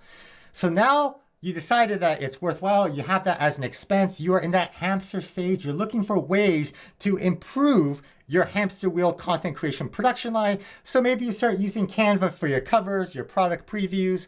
Teachers are now contacting you, and I put them all here, and you have to start responding to teachers. Maybe they ask on the TPT question and answer section. Maybe they leave a TPT review so you respond to them. Maybe they email you directly. Maybe you get complaints, right? How do you deal with those first complaints? Those are questions that the hamster has to deal with. And then maybe you have to provide support. So you might have to do pre-sale questions, like someone asks a question in the Q&A, how do I do this? Right? Or does this include that? Right? So you answer those questions. Or maybe they email you, hey, I bought this, but I can't find that. So then that's post-sale product usage, right? So these are things that we're doing. They're all over the map. It's not really organized yet. That's okay. Eventually, as a hamster, though, you start to pay attention more to the copyright and trademark rules and complying with them. You get these emails from TPT saying, hey, Warner Brothers sent us a letter. Make sure you're not doing this, this, and this. And then you start getting worried because you have something to lose. You have TPT earnings that you don't want to lose. So you want to make sure that you're complying with things. You start paying attention to copyright do's and don'ts. Maybe you have a home office and you start to have routines as you do work at home. Like, okay, this is my space, and you tell your kids when I'm working here, for an hour, I'm on my TPT time. Okay. You are probably as a hamster now excited you've caught the bug. You search up TPT tricks and tips and you look at YouTube videos and you talk in the forums and maybe you join forums and maybe you're in a follow thing or hey, you leave a comment. I don't know. You're trying a bunch of stuff to see if it works. Maybe you make a website, maybe you start Facebook, maybe you try Pinterest, maybe you try this email list. You're throwing everything at the wall to see what happens. Maybe you try TPT ads. Maybe they work, maybe they don't work. Maybe you try Pinterest ads, right? You're trying a bunch of stuff because you see the potential. Customer research. All right, so that's what we call when we ask other people what they think about the product, right? You ask other teachers and teacher sellers what they think about their stuff. Would you buy this? A focus group, right? Like you're collecting a bunch of people together formally or informally, and you ask them what they think. And the question is like, are you asking the right people what they think? So if I have a specific product for a specific niche, right? Like I teach grade 8 English literacy. If I ask a kindergarten teacher what they think, well, they're dealing with a different stage of the game, right? So maybe I can't provide feedback. Or maybe I'm asking them because I'm asking them as a teacher, not as a kindergarten teacher, but as a teacher, would you buy this product? Right? So nothing wrong with having focus groups with different people, but understand what kind of information you're trying to get from them. So then you can decide if it's, if it's something you should tweak. All right. Eventually it becomes tax time. You have to figure out, do I have to pay taxes? I'm not a tax accountant. This is not tax advice. You need to find a tax accountant to ask these questions, right? But you have to figure out, how do I pay taxes on my TPT earnings? And then in terms of strategy, you start wondering, oh, can I claim TPT business expenses? So you find an accountant to find out what you can claim or not claim. But inevitably, you get tired, and this is where we have TPT burnout, because especially if you are cranking out the content because you are at the hamster view and you're looking at things from the ground level and you just have this idea that more products equals more content equals more sales, you get burnt out because it's not linear. More seeds does not guarantee more trees and more leaves, right? So that's where the burnout happens, and you start to wonder, there's got to be a better way. So you decide, I'm leaving TPT, I'm going to go to that platform. And you create an account on a different platform. There's your store page. And you just became an egg in a different TPT, a different platform, right? Nothing wrong with that. But understand, like, it's good to take breaks from TPT. Sure, do it. But understand that anytime you start somewhere new, you're just starting as an egg again. Sure, you might know more about the process, but understand it's a fresh start. Right? Nothing wrong with tinkering, but recognize you're planting a new seed. Okay. So the key message I have for hamsters is learn to rest, not quit, right? If you need to take a break, if this is overwhelming, yeah, pause the video, go have some coffee, right? Take a break and then just come back to it later. Rest, not quit. Right? Let's go back to this wondering if there's a better way, because there is a better way. And the better way is to start to think like a hawk and to see the business from a higher view, right? So one paradigm shift is, instead of just thinking about creating TPT content, you start to think about where these customers are coming from. You start thinking about how to find your own traffic, right? So I haven't changed anything that I'm doing, but now I'm viewing this as, okay, I've got to get my own leads, right? So I'm not just relying on TPT for my food source. I'm thinking, okay, well, I have to have a mechanism to get customers. TPT is fantastic because they're so big, I get customers, right? That's where the customers are. But I realize now I've got to like future-proof my business and come up with a way to get my own customers. You start thinking here in terms of retention, building community, upselling to that community, creating value for that community. How do you get repeat customers? How do you be so good they can't ignore you? I love your product. I want to be part of that community.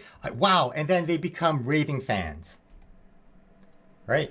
Another paradigm shift is, okay, maybe you've gone to a TPT Forward session and they've talked about, okay, there's more to your business. You've got to talk about this, like pillars of business. Yes. So that's a paradigm shift. Okay, I've got sales. I've got leads. Like, how do I get new customers? I've got the production of the lesson, but I've also got to create service for that lesson. I've got to think about my finances. I got to think about legal stuff. So now you're thinking about, okay, I've got to do all these different plates, right? That's the next progression. But then after that, the paradigm shift is, okay, I actually have to start thinking like a manager. I'm not hiring out people yet. I'm just thinking about it as a manager. And as a manager, I'm focusing on results, people, and systems. And what I mean by that is even though I'm both the manager and the employee, I'm the manager and the technician in my business, right? I'm thinking, okay, I need to have a process of getting things. Like in my production here, I've created step by step. This is what I do. Like I create the lesson, like I first research the topic for my story, and then I write the first draft, and then I do this, and then I make sure that I change the headers. I write it all out because that way, when I'm in just worker mode, I just go through the list. It's very easy for me to do. But eventually, one day, I could outsource this to someone else, right? If I do my covers in a certain way using Canva, and I have a checklist here, right? In my product creation here, if I have a checklist of how to create the cover, then at one point I can maybe outsource this on Fiverr or outsource this to a VA, right? I'm creating systems to do this. I'm measuring results, but I'm thinking it from a manager perspective. Go read that book by Michael Gerber. I might hire professional services. So at one point, you're going to hire a bookkeeper and an accountant because you would rather focus on the content creation. It's more profitable if you create content as opposed to you spending that time keeping track of your books. But the bookkeeper is just a technician. You are responsible for creating the system and later on as the vision at that higher level of what you want your finances to be, because then you can decide, okay, I've got to cut down expenses here, like to be able to meet my goals. So you might hire professional services. Later on, ask me questions, but I outsource some of my legal questions. I found a great place to get affordable legal advice. So I do that. I find out some questions. Right? At a certain point, you're going to invest in digital tools because either one, you realize that later on you're going to have to invest in those tools and you'd rather do it now as opposed to doing it later on and then redoing all the things that you did. Or you realize that these tools make your life easier because you just go there and yeah, it's just easier. So for example, Google Workspace, if you're creating content on your school Gmail account, stop that because, questions, does the school own that content? But two, later on, transporting, like changing the ownership. If you have 100 products created on your school Google account, and then you decide to switch to Gmail, your personal Gmail, or you decide to switch to like your own Google Workspace domain, you can't just change the ownership to a separate domain. So then you have to manually copy each single file and change, like as an owner like that. It is incredibly a lot of work, right? So then if you had just created your Google Workspace at the beginning, maybe that would save you time. But maybe you don't have the money for that, so you decide to do it in Gmail. No problem. I did that too. I created content in Gmail, but now I have my EduCircles domain. But now I have to manually copy things over to change the ownership. Okay, you might decide that at a certain point you need stock images. There's lots of great free content that you can get there, but the problem with free content is you'll realize is anyone can post it and say it's free, and so just because someone posted a photo doesn't mean it's actually free, right? So then if you start to buy stock images from certain companies, then they guarantee that they have $1 million in like the lawsuit coverage for personal people, et cetera, et cetera. And so these are things where you start to think about as your business gets bigger, yeah, I don't really want to use like stuff from Pixabay because maybe it's free, maybe it's not really free because anyone can post stuff there, right? So I'm going to buy my stock images from a certain place, right? Eventually at some point, maybe you're buying QuickBooks, maybe you're doing Google Analytics for free, but you're buying in those tools because you see the value in them, right? Side note, as a teacherpreneur, I'm giving the information for free because I realize eventually you're going to need some tools, and then I think where the product niche that I can enter is I'm gonna create and sell affordable tools, right? That teacherpreneurs are gonna need. That's why the information is free. All right, the paradigm shift is here. You realize that a TPT business is actually a real business like any other business. So when you walk on the street and there's a restaurant or a bakery, those are businesses in the same way that your business is a business.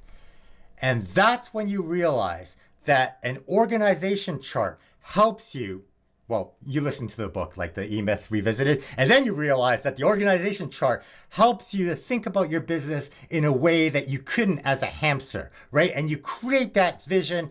And even though you're doing all of these jobs, you realize the different roles and different skill sets. And eventually you realize, I'm really good at this. I'm really bad at that. That's what I need to outsource. Right? But this is important because this is the high level view that we need as TPT sellers. So I'm a hamster hawk, right? Because I spend too much time on the technical work. I know the lay of the land. And even though I've set out the vision and things, I spend the bulk 90% of my time creating content or creating that stuff or doing the stuff, right? I'm not spending enough time managing the process, focusing on the goals, and creating the systems, right? So definitely read this book because everything down here, this is technical work. We are working in the business because we are doing all the work. The moment that we switch out to this idea about, okay, well, who can do this for me? Not how can I do this, right? If we create this system and we outsource the stuff that we're not good at, like the legal stuff, right? Or the financial stuff, or maybe the marketing stuff. If we start to partner up or outsource that stuff, that's how we can accelerate our game. Go read Dan Sullivan. He has a great book, Who Not How. And he goes over this idea about who can do this for me as opposed to how can I do this? Because if I ask who can do this for me, I can outsource it. If I ask how can I do this, that's technical work and I'm stuck in this hamster technician phase. Finally, this top stuff up here, this is the entrepreneurial work about creating that vision. Again, we are all entrepreneurs inside. We just have to encourage that personality and develop that personality. But the goal here is how do we become so good that they can't ignore us and we develop these strategic objectives that we're trying to get. What's the big vision? Where am I going with this TPT business? Is it to one day, maybe leave the profession of teaching and do the side hustle full? Well, how much money do I need to make to do that, right? So what is the strategic objective, right? And thinking about like spending time consciously on that strategic objective place instead of just burning and churning content, right? That's key. Go read Michael E. Gerber. All right, so go read that book, figure out your primary aim and stuff, because then you'll map out your own organization chart. But like I have 30 pages that I didn't show you here where I mapped out my strategic aim, my strategic vision, right? Whales. So maybe whales go from hamster to whale. Maybe whales come from TPT hawks, but a whale has so many reviews. But we're going to look a little bit deeper into the whale story because they are great examples for us to learn from.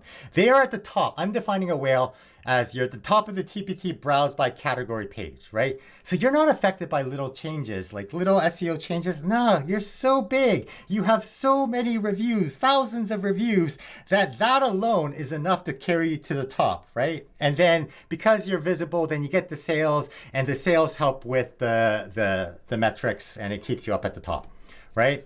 You have a strong brand. Teachers recognize your brand and they're looking for you by brand. You've built that community up, right? And maybe you play by a different set of rules. Maybe not. Who knows, right? But we're looking at what whales do to get ideas for the future as TPT hamsters and hawks. So I'm going to walk you through some case studies here. If you click on TPT Browse Catalog, these are the subjects. And on January 20, when I was prepping this, so when you go into TPT, you create a product, and then at the end there are some numbers. That's the product ID. So at this point in time in 2023, the product ID was at 9 million. So yes, that means there are 9 million products that were created. They're not necessarily all live because products go down. They're taking drafts, But all right, so whale number one is this one here. And what I'm going to do is I'm going to go through each of these like by product, and I'll walk you through some of these thinkings. So I'm just going to, hello, what am I going to do? I'm going to open up a new tab. Hello. Oh, I might be that I have so many things running. teacherspayteachers.com. I'm going to move this to the side so I can see it on the side so I can see what to cover. So this is the whale for the browse by category. I'm going to go by arts and music. And you can see here art with Jenny K. And then if I browse the category again, just so you can see, they are also the leader for world language. So I'm going to scroll down here, world language. Here we go. And then you can see it's the same product here. So let's look at this product a little bit closely. You can see it's from grades 2 to 9, 2, 3, 4, 5, 6, 7, 8, 9. So you know that normally TPT says that, hey, market it for 4 grades, but this one's going larger than that. And to be fair, we don't actually know what this person said as a product, because if they said 2, like if you put grade 2 and grade 9, when you publish that product, TPT will just simplify and say from grades 2 to grade 9. But let's, for argument's sake, say that they clicked on all those grades, right? It had, if I go back to the other side here, 4.8 stars, 7.8 thousand reviews, so lots of reviews. And if we go to this product here, if we scroll down here, we can see they have a link to their website. So let's click and view their website. So here's their website. I'd like to point out that they have a link to the shop on Teachers Pay Teachers, but they do not have any products to sell on their store, right? All their product descriptions here is just linking back. Do you have a link back to your store? Or what are you doing here? So scroll down here. You have a lot of content. Oh yeah, there I saw reviews. I'm surprised that these don't actually link. Oh, the links are down here at the, no, they're blog posts. I'm surprised that you're not linking to your products to make it easier for me to buy. Anyhow, so they have here at the top here, shops, Teachers Pay Teachers, but they're not selling resources. They're oh, are you selling? Because you just took me to a different website. What am I looking at here? Sorry, this is exciting stuff. It was all about me. My blog went to a website called, oh, it's thinking. Sorry, slow internet. Oh no, Jenny. Okay, so that's actually going to you. So this is just, it's the same website. Oh, okay. So it's the same website by category. It just, for SEO sake, clever. Okay, you opened it in a different spot. So they have resources here. I'm actually super surprised that you have the resource here, but you're not creating a link. You just have Pinterest stuff here, unless they're on the side here. Art projects for the year.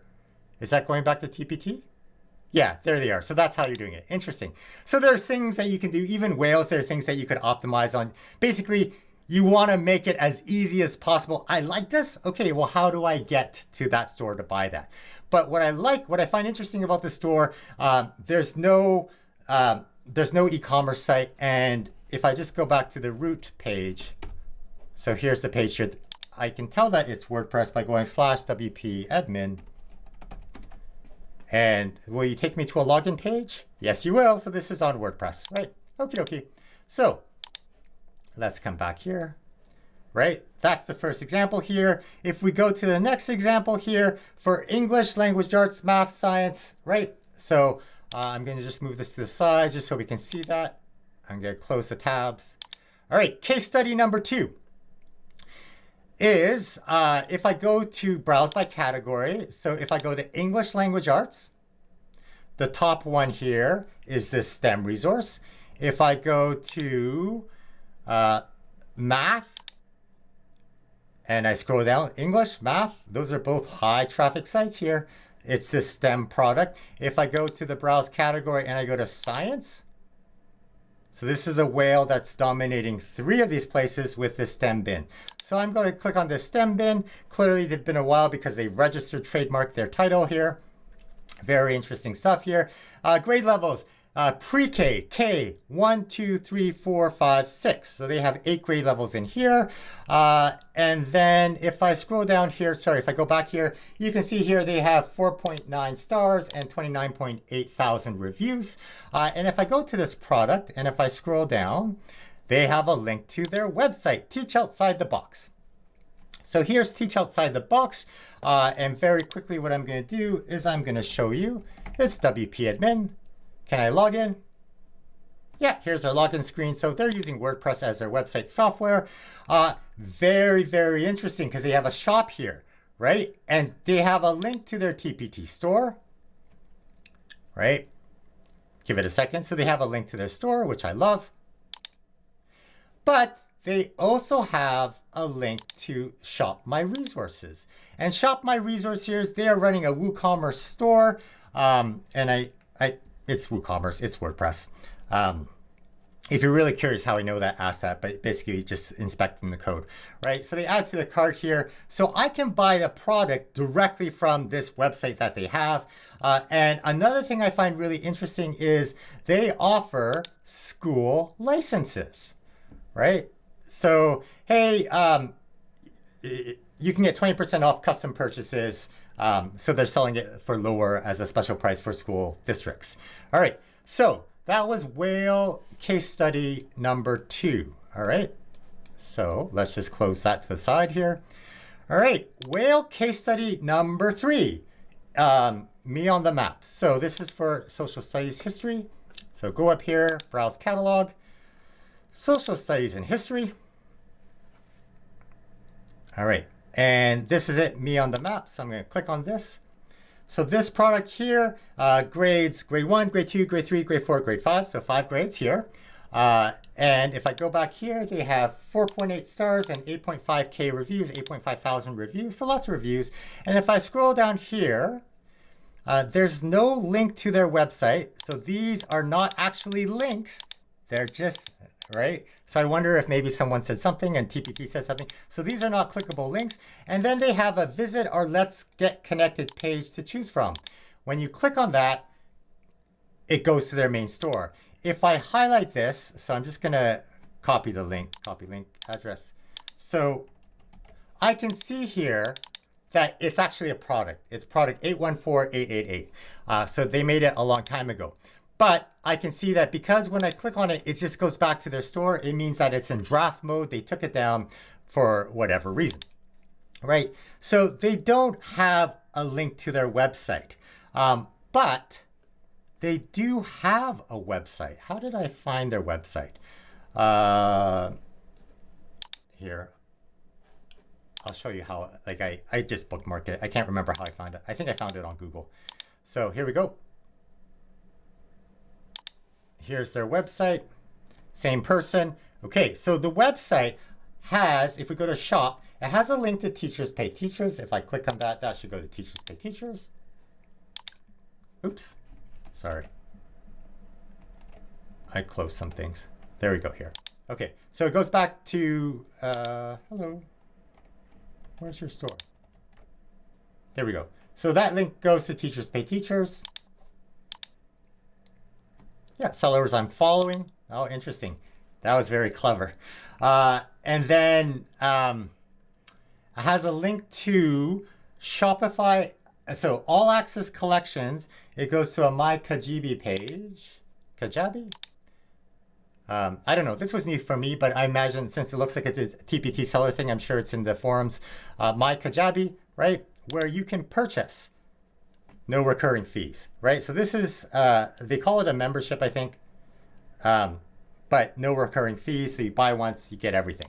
Okay, and then if I go back to the store here, they have our teacher store. If I just open that in a new tab, which looks like it is, I think I peeked under the hood, Control-Shift-I. I think this is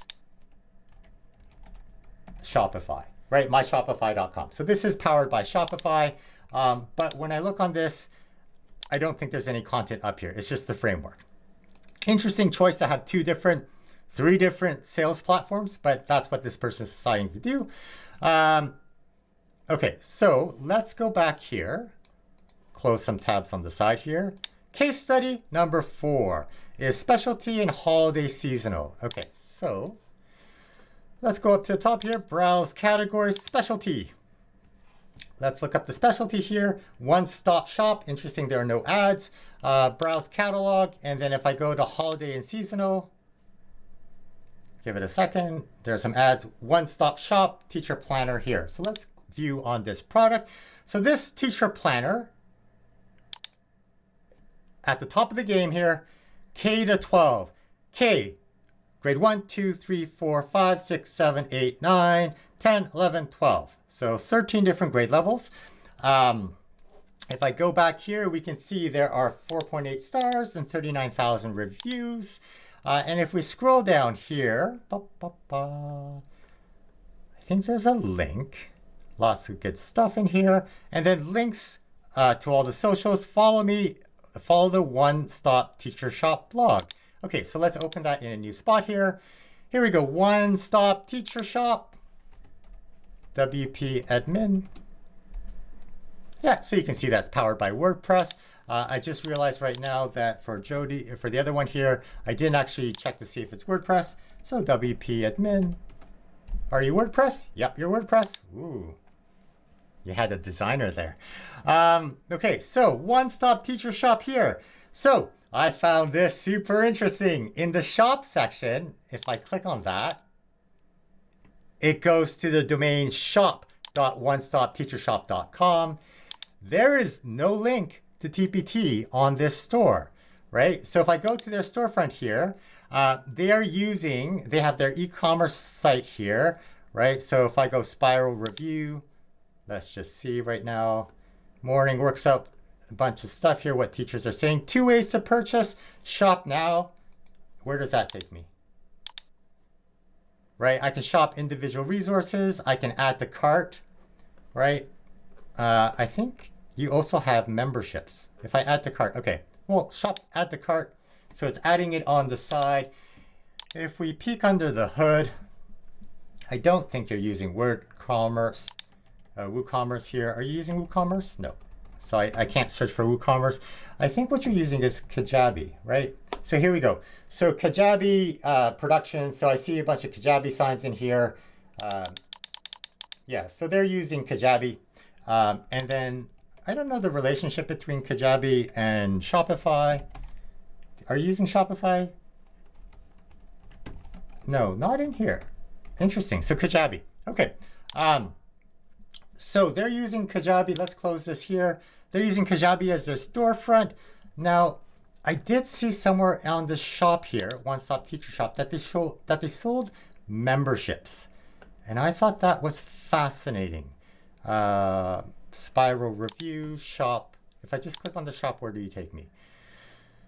iCan Games. Let's just go in here. iCan Games, where it can be fun. I love this page. It's huge. It's simple. It's easy to read. It's a great landing page. There's social proof. This is way well done. Oh yeah, grade level membership. So if I click on that, okay, it scrolls down. So this is what they're promoting. So let's learn more about the first grade. Join now, right? Benefits of joining. There's a landing page, checklist, $9 per month. All right, so I think probably if I click this, it'll just scroll down. Brilliant. Nope, you have a glitch there. Oh, there we go. So $9 per month charged annually, or $29 per month charged annually. So they've broken it down. They're charging a recurring fee. Okay, so that's interesting here. So let's go back to the slideshow here. Close that to the side here. Let's just go back to my slideshow. Boom, there we are. All right. So we looked at the 4 examples. So the reason why we do that is because we are looking for patterns to learn what would whales do, or what do whales do, right? And apparently they'd eat lots of krill. Okay. I'm not a lawyer, so I'm going to go through some stuff here. Some of it might be legal stuff. I'm not a lawyer. None of this is legal advice. Consult a lawyer for advice, right? Super important stuff. Remember, life is not fair. And just because some people are doing it, it doesn't mean that everyone can. Here's TPT's terms and conditions. And if we click on this, they have section 10B, a section for no waiver. And in here it says, any failure by TPT to enforce any right or provision of these terms does not constitute a waiver of that right or provision, and will not limit their right to act or enforce these terms against subsequent or similar breaches. So essentially, just because other people have done it doesn't mean that they've waived this and they're not checking. It just means that other people have done it, right? And just because you've done it once doesn't mean that subsequently you can do it again. It just means like, hey, just because they did it doesn't mean that you can. It's like if you have a rule at school about not wearing hats inside and someone gets away with wearing it once, doesn't mean that they'll get away with it all the time. And it doesn't mean that other people do it. Just because they can do it doesn't mean that the rule doesn't exist anymore. Okay, So case studies, let's analyze some things here. In terms of product ID, case study number 3 was interesting because that was the 154,000th product. And remember, right now we're at 9 million, right? So that was, all these products are super low product IDs. They've been around for a while, right? I find that fascinating. So my question for you is, if you stick at this, where will you be in 5 years, right? Where will you be in this game? Because as some of these people decide to leave the marketplace, we get higher and higher. I don't know. In terms of rating and reviews, these are all high quality products, right? Tens of thousands of reviews. So the question here, the takeaway point is, how can you create a product that is so good that people are raving about what you are doing? We need to create raving fan reviews, right? And this comes back to this idea, the vision. How can you be so good they can't ignore you? Now, a couple things. Let's look at this section here, link to website from TPT. And sometimes I see TPT YouTubers talking about like, hey, should I link? Should I not link? Okay, so let's look at the terms of service here, right? Doesn't matter if you're a visitor or a member. We're members. We have a paid membership. We have to follow the community guidelines. And in the community guidelines on their website, it looks like a web post, but it's actually legally binding because terms of service, right? It says that we have to follow in the terms of service. And it says, don't post resources directing buyers to another sales channel. Don't post resources that link to other online retailers or e-commerce sites. So then based on that, you think, yeah, you can have a link as long as it's not pointing to a sales platform. Okay. So, interesting. Sorry, I don't think that should be up there right now. Right. So if we look at what are TPT seller guidelines, it says here at the bottom here, don't direct users to alternate sales channels. All right. And I put sales channels in focus here. TPT should not be used as a way to drive traffic to another website or business. And then it goes on, you may not include hyperlinks in your products to alternative sales channels such as another online marketplace or e-commerce site where your resources can be purchased. Very interesting right here. I find this sentence alone, TPT should not be used as a way to drive traffic to another website or business. So if I hide that first bolded sentence, that sentence alone, I find very curious because word on the street is at that TPT unconference conference that they had at TPT headquarters. Apparently they were saying, well, you got to focus on email lists, right? Well, then can we have a link to our email lists in our products? I'm not really sure. My interpretation of this, again, I'm not a lawyer and I'm not TPT, is that most of the language seems to be against linking to sales channels, right? As opposed to linking anywhere. But I'm not TPT. So I thought it was very interesting here. All of them are using WordPress, right? So that's why I use WordPress as well. I started with Blogger, but now I use WordPress. That's why I'm creating affordable tools for teacherpreneurs. And basically what that means is I'm creating a TPT Teacherpreneur WordPress theme. And I think the price point now is $10 per month. But basically you just have to copy, paste, and edit some things. So if you're interested in that, leave a comment and I'll talk to you more about that. Very interesting, TPT store link, right? At what point is your store big enough that actually linking back to the TPT platform is a bad choice for you? So the reason why, if you're just coming from a sales perspective, the idea is, well, if you have a website, you don't want to send them to another platform like TPT because on TPT, they might buy your product, but there's lots of other product distractions that they might be buying, right? They might not buy your product because there are other products there. Therefore, if you have website traffic, you keep them on your website and you sell to them from your website because the only place you're only selling your products, right? So you make more money. So it's interesting. At what point are you big enough that you don't need to send traffic back to TPT? There's nothing in the guidelines that say you have to link back to TPT. I just thought that was a very interesting choice. And then in terms of e-commerce, right? running your own e-commerce site has a cost. Whether you're running WooCommerce, which is the WordPress friendly version, like integrated with WordPress. I didn't go to it, but they had an external link to their Amazon sale. But Amazon, this person only had a couple of sales. Or if you're buying MyKajabi or Shopify, it doesn't matter. It costs money to sell resources. So you're going to have to consider that. Right? So the real question here is cost benefit analysis. At what point, yeah, it's more worthwhile for me to run my own shop than it is for me, like the pros benefit the costs. The pros outweigh the cons. All right.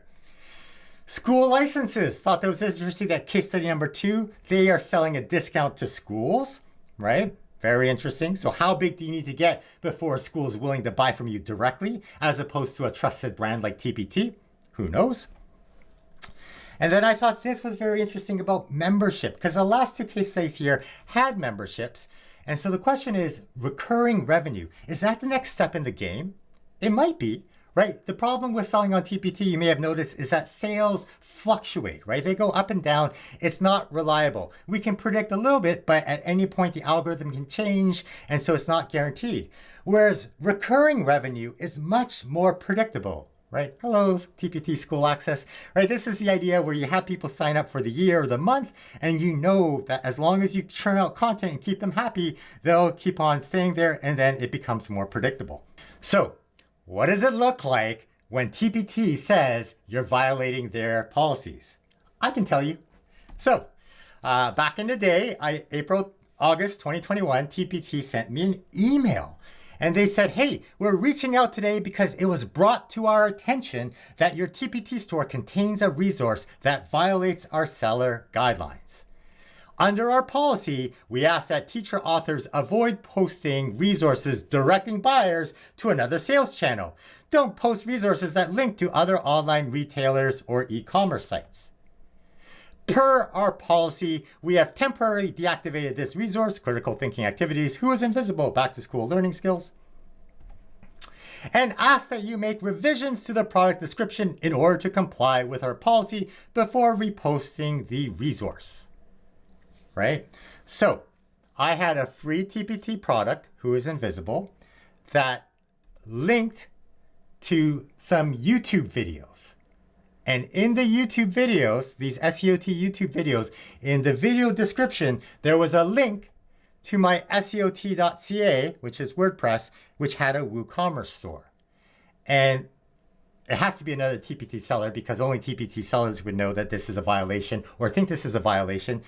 But they're responding to a complaint, right? TPT has so much content that really they're responding, they're reactive, right? It's impossible at this scale to be proactive for some things. So someone felt that because my TPT product, Who is Invisible, had SEOT videos, YouTube videos that went to an SEOT.ca WooCommerce store, a TPT seller felt this is not allowed.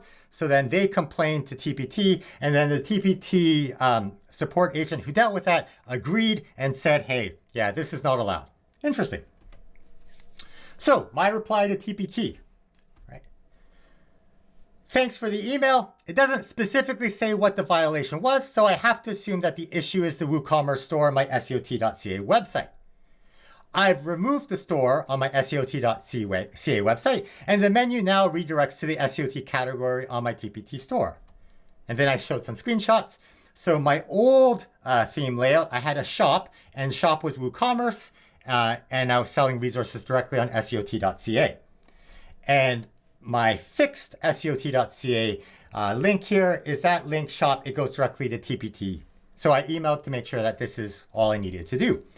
Can you please confirm that this was the issue that triggered the product takedown and there are no other issues with the product? And then the reply from TPT, then they said, thanks for changing the link destination. So I guess that was one of the issues. All right.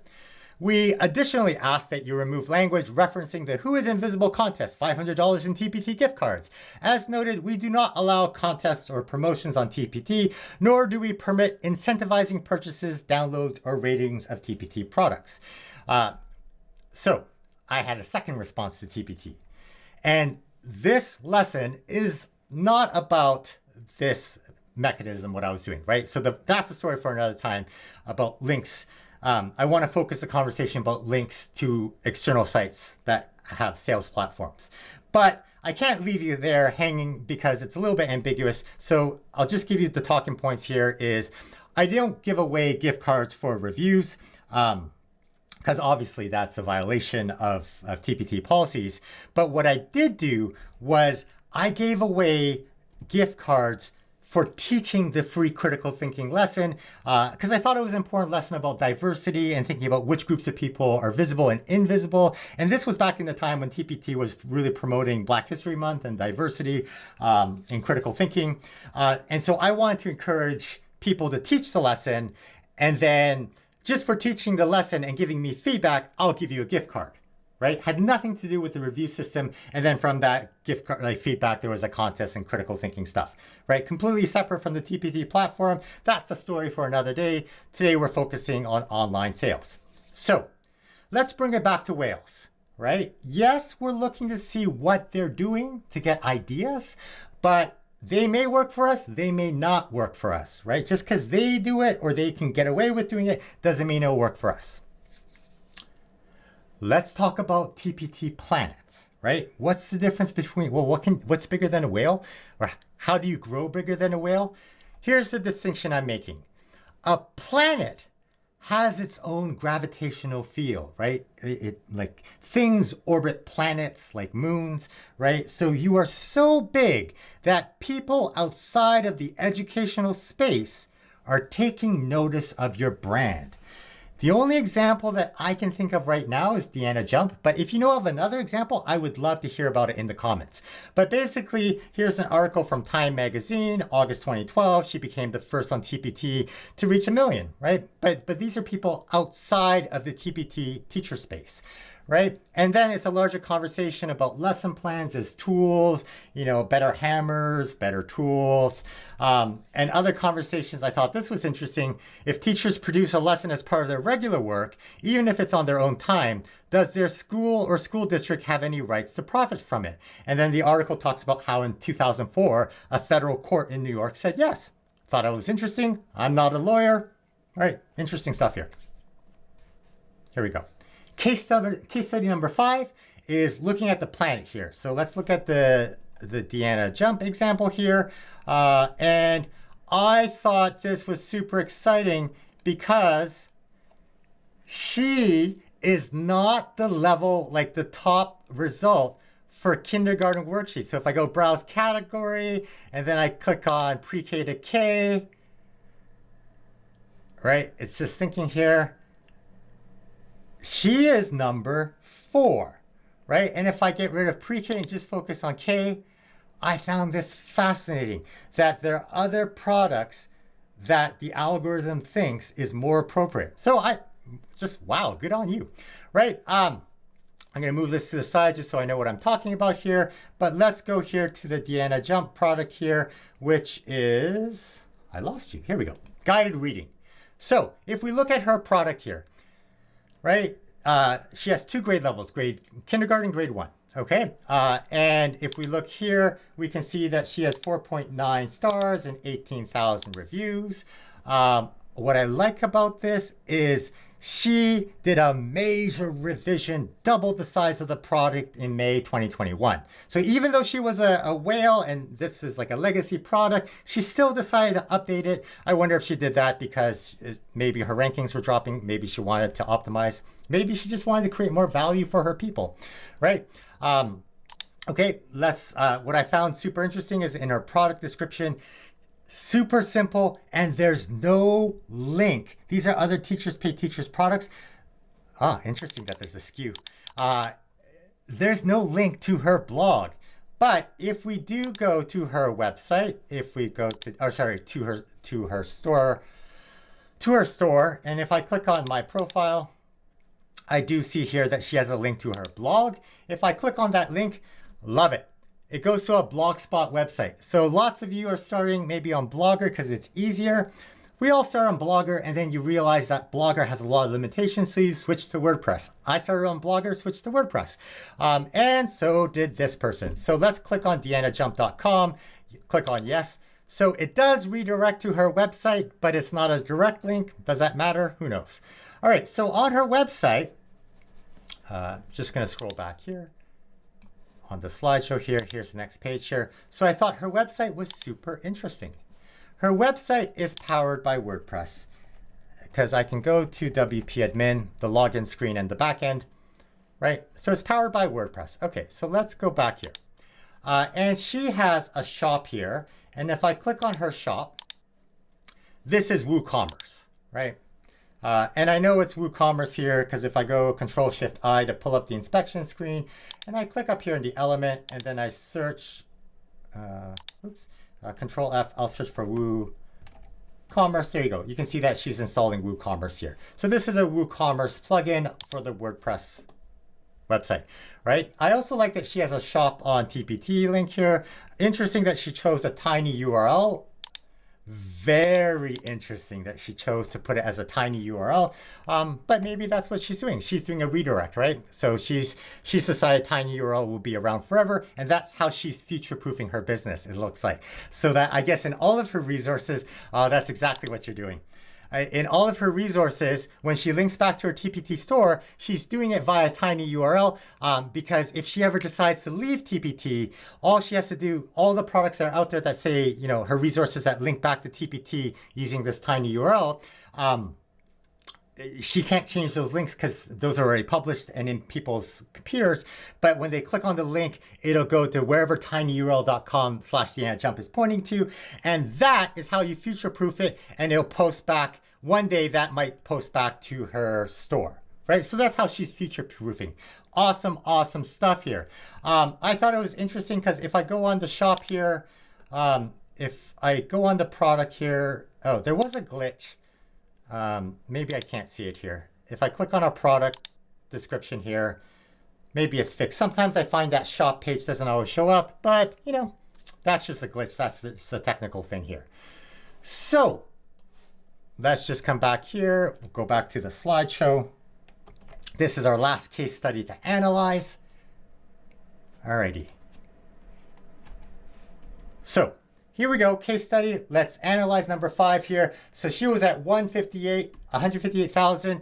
I found it interesting that case study number 2 was in 2 million. So you don't have to be the first product on a platform. This product was 2.5 million resources late to the party, still managed to become a whale here, right? In terms of rating, yep, 4.9 stars, 18.3 reviews. So high quality matters. 18,000 people, or you know, people left reviews, 18,000 reviews. So they love the stuff, create high quality content. And I know there are people watching this who are saying, Mike, how do I get people to leave reviews? I've tried asking them. They're not leaving reviews. What tips and tricks should I use to get people to leave reviews? And that's a very tactical question for a technician mindset. The real question that we have to start asking is, what does your inner entrepreneur say we should do about our TPT store, right? How can we be so good? Our products are that good that they can't ignore us, that they love us. Oh my gosh, this is so good. I'm telling all my friends. That it's not a gimmick, it's not a trick or a tip. It's just, how do you become so good? The tricks and tips are basically, how do you make it easy for them to leave a review? Okay. Link to website? No, she does not have a link. She probably has a lot of scrutiny being such a big name, right? She's a planet. So she has chosen not to put a link in her individual products anywhere except TPT. Super interesting. Every TPT store has to make their own determination of what to do, right? But why do you think she's choosing not to link from her products? Very interesting stuff here, right? She's using WordPress, right? So when we look at these, we're looking for patterns. And the question is, if everyone is using WordPress, well, why, right? If everyone's doing something, there must be a reason. But likewise, we're also trying to learn from outliers, right? What do they know, or what are they thinking that we're not thinking? So super interesting, because case study number 4 decided, you know what? I'm not going to link back to TPT. What do they know, right? Likewise, case study number 1 here, they decided not to have an e-commerce store, right? What are they thinking that maybe we need to be thinking about? School licenses, right? This person, case study number 2. What can we learn from them? Why are they offering a school discount? What do they know, or what do they think they know that we don't know? And finally, membership. Deanna Jump, I couldn't find a membership platform, but this person, case study number 4, they're going for an annual recurring membership. What can we learn from that outlier? Super interesting stuff. So cost benefit analysis. There's no right or wrong way up the ladder of success, right? The key here is to make informed decisions based on the information you currently have right now. You have to make a decision and then go with it, right? But then be willing to correct course as you go based on high quality information. I'm going to leave this screen up for a second in case you wanted to, I don't know, pause the video and analyze it. This image is also going to be available on the SEOtpreneur website. But now it's time for a break, right? So I'm tired of talking. You're probably tired of thinking. Pause the video. And in the next section, I'm going to walk you through how to deal with drama and crisis that appears in the TPT platform, because you do have to monitor and decide, when am I going to leave TPT, or is this noise, or how do I have to pivot my business? If you've learned anything in this video, if any of this is new, please hit that subscribe button. Please hit like. Please subscribe to the live stream channel, because all of that, we need to grow this community so that we can continue to create this content, because I need to know that this is a viable product. Because if I'm creating free content, but it's not a viable product, I can't get to it like a viable product. This isn't something that I can continue to invest time in. So let me know in the comments what you think, but definitely like, subscribe, and share. All right, I'll see you in the next section in a second. Hey TPT sellers, welcome back. Here we go, final part. We're going to talk about how to overcome obstacles with your TPT business. And we're going to think about the recent January 2023 TPT virus scandal. Super exciting stuff, lots of drama in some people's communities. A scandal, Google tells me, is an action or event regarded as morally or legally wrong and causing general public outrage. So this wasn't general public beyond the TPT community, but within the TPT seller community, there was some definite public outrage. So the event was that basically there's been some virus concerns with TPT stores, and TPT has been shutting down some stores, issuing product refunds due to malware concerns. And that created an outcry from some TPT sellers, some very, very strong feelings within the TPT community. So TPT reversed their decision and apologized to the TPT seller community. Super interesting stuff. Okay, so whether you're watching this now in January 2023 or you're watching this 5 years down the road, inevitably there will be bumps in the road. Every business has scandals or like compromised servers, etc., etc. This happens, right? And the question is, as small business owners, as teacherpreneurs, we need a process to be able to make informed decisions as opposed to getting scared with whatever the loudest noise is. And we'll also talk about how to future-proof your TPT business. And then at the end, of course, live stream questions and answers on Saturday. So this is a slide from my my critical thinking lesson for students, but it still applies here. So one of the ways that we can make informed decisions is by using criteria. And so lots of questions are coming up right now. Should I sell on a different platform? Should I start a website or should I start a store? Should I worry about TPT shutting down my store because they shut down other people's stores? Should I worry about TPT shutting down completely? These are all great questions. Easy to get caught up in the moment, but let's use some criteria as a checklist to make a business decision about whether or not it's time to jump ship. So there is no wrong or right answer. It's really just what's right for you as your business. So we're going to do a cost benefit risk analysis, but the idea is to make this informed decision based on the information that you currently have right now. So you make that decision, and then once you make the decision, just correct course as you need to. Pay attention to how the road is going. Personally, what I do is the first thing is I wonder, whenever I have a business idea, what could go right? right? So, right in terms of time, is this going to be a lot quicker than what I'm currently doing? What could go right in terms of money? Am I going to make a lot more money with this? What could go right with resources? Like, will I be able to, I don't know, like, create assets that I didn't have before? So like lesson plans, for example. What about my relationships, both with suppliers and customers, right? Like what kind of relationship possibilities are there? Maybe there are partnership possibilities. And then I think about, well, okay, for that stuff, how likely will that happen?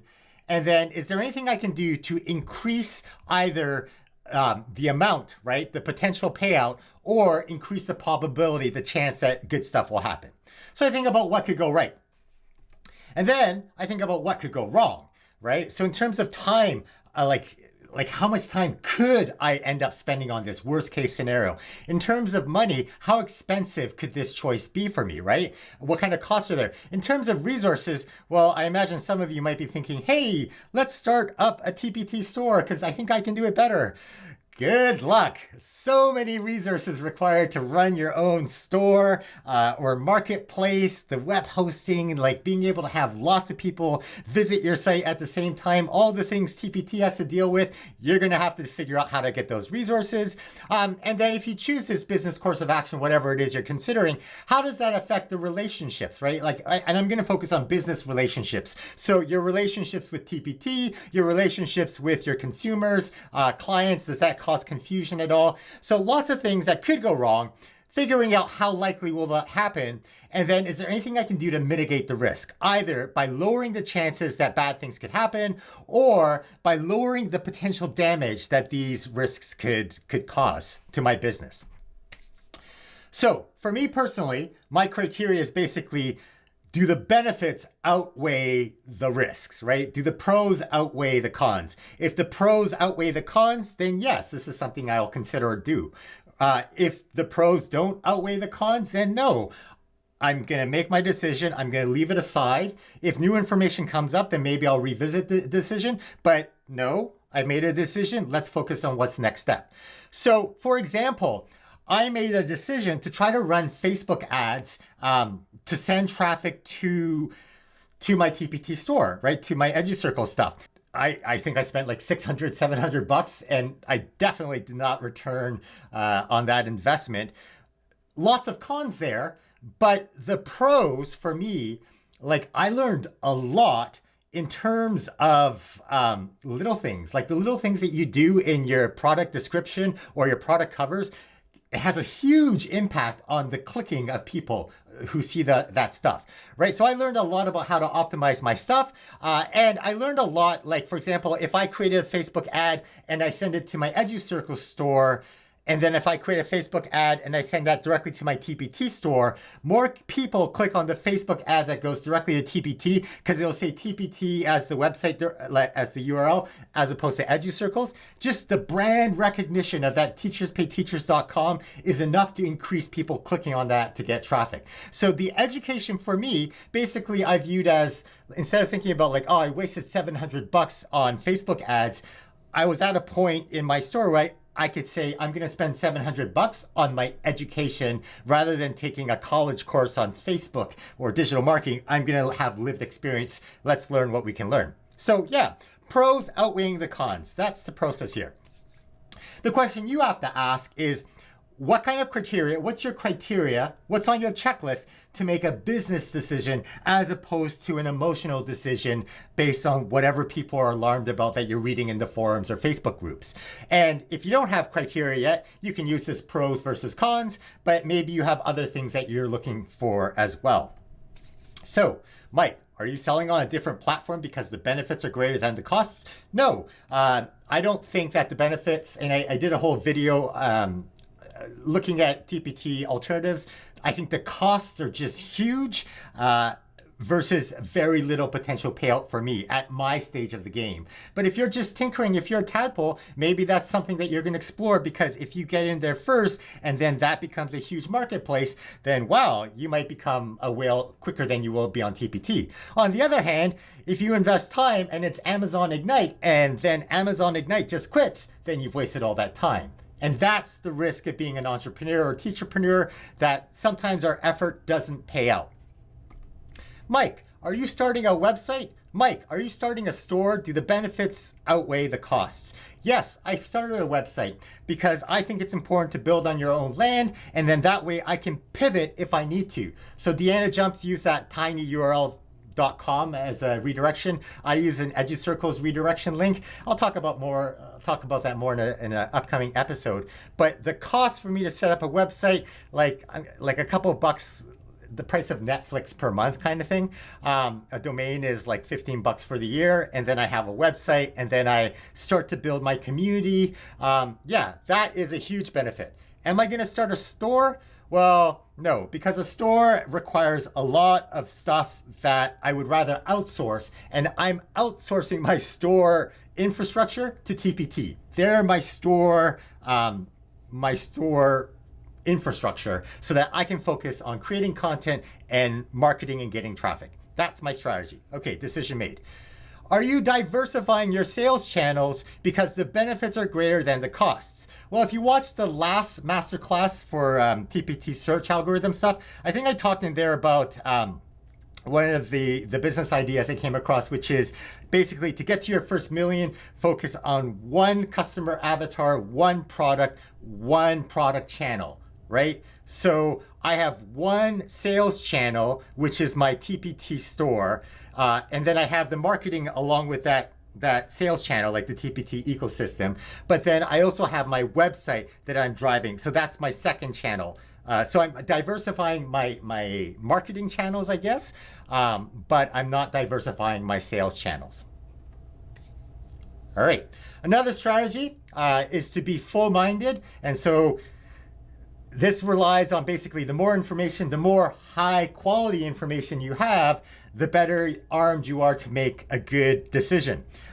Something that I don't talk about with the student lesson, which I will talk about with you, right? So coming back to this cost benefit risk analysis, again, you're making the right decision for your store, but sometimes for me personally, I enter analysis paralysis mode where I'm overthinking it. And at some point, you just have to make a decision and go forwards. So you make that decision based on the info you currently have, and then you pivot if you need to. And that's what leadership is. I think I was listening to a Tony Robbins podcast or book or whatever, and he was giving an anecdote about some military connection he had. But basically, make a decision that he had no idea about. But once he made that decision, because the experts were presenting options, he just made the decision because they needed direction, they needed to go forwards, and then they'll correct course as they need to.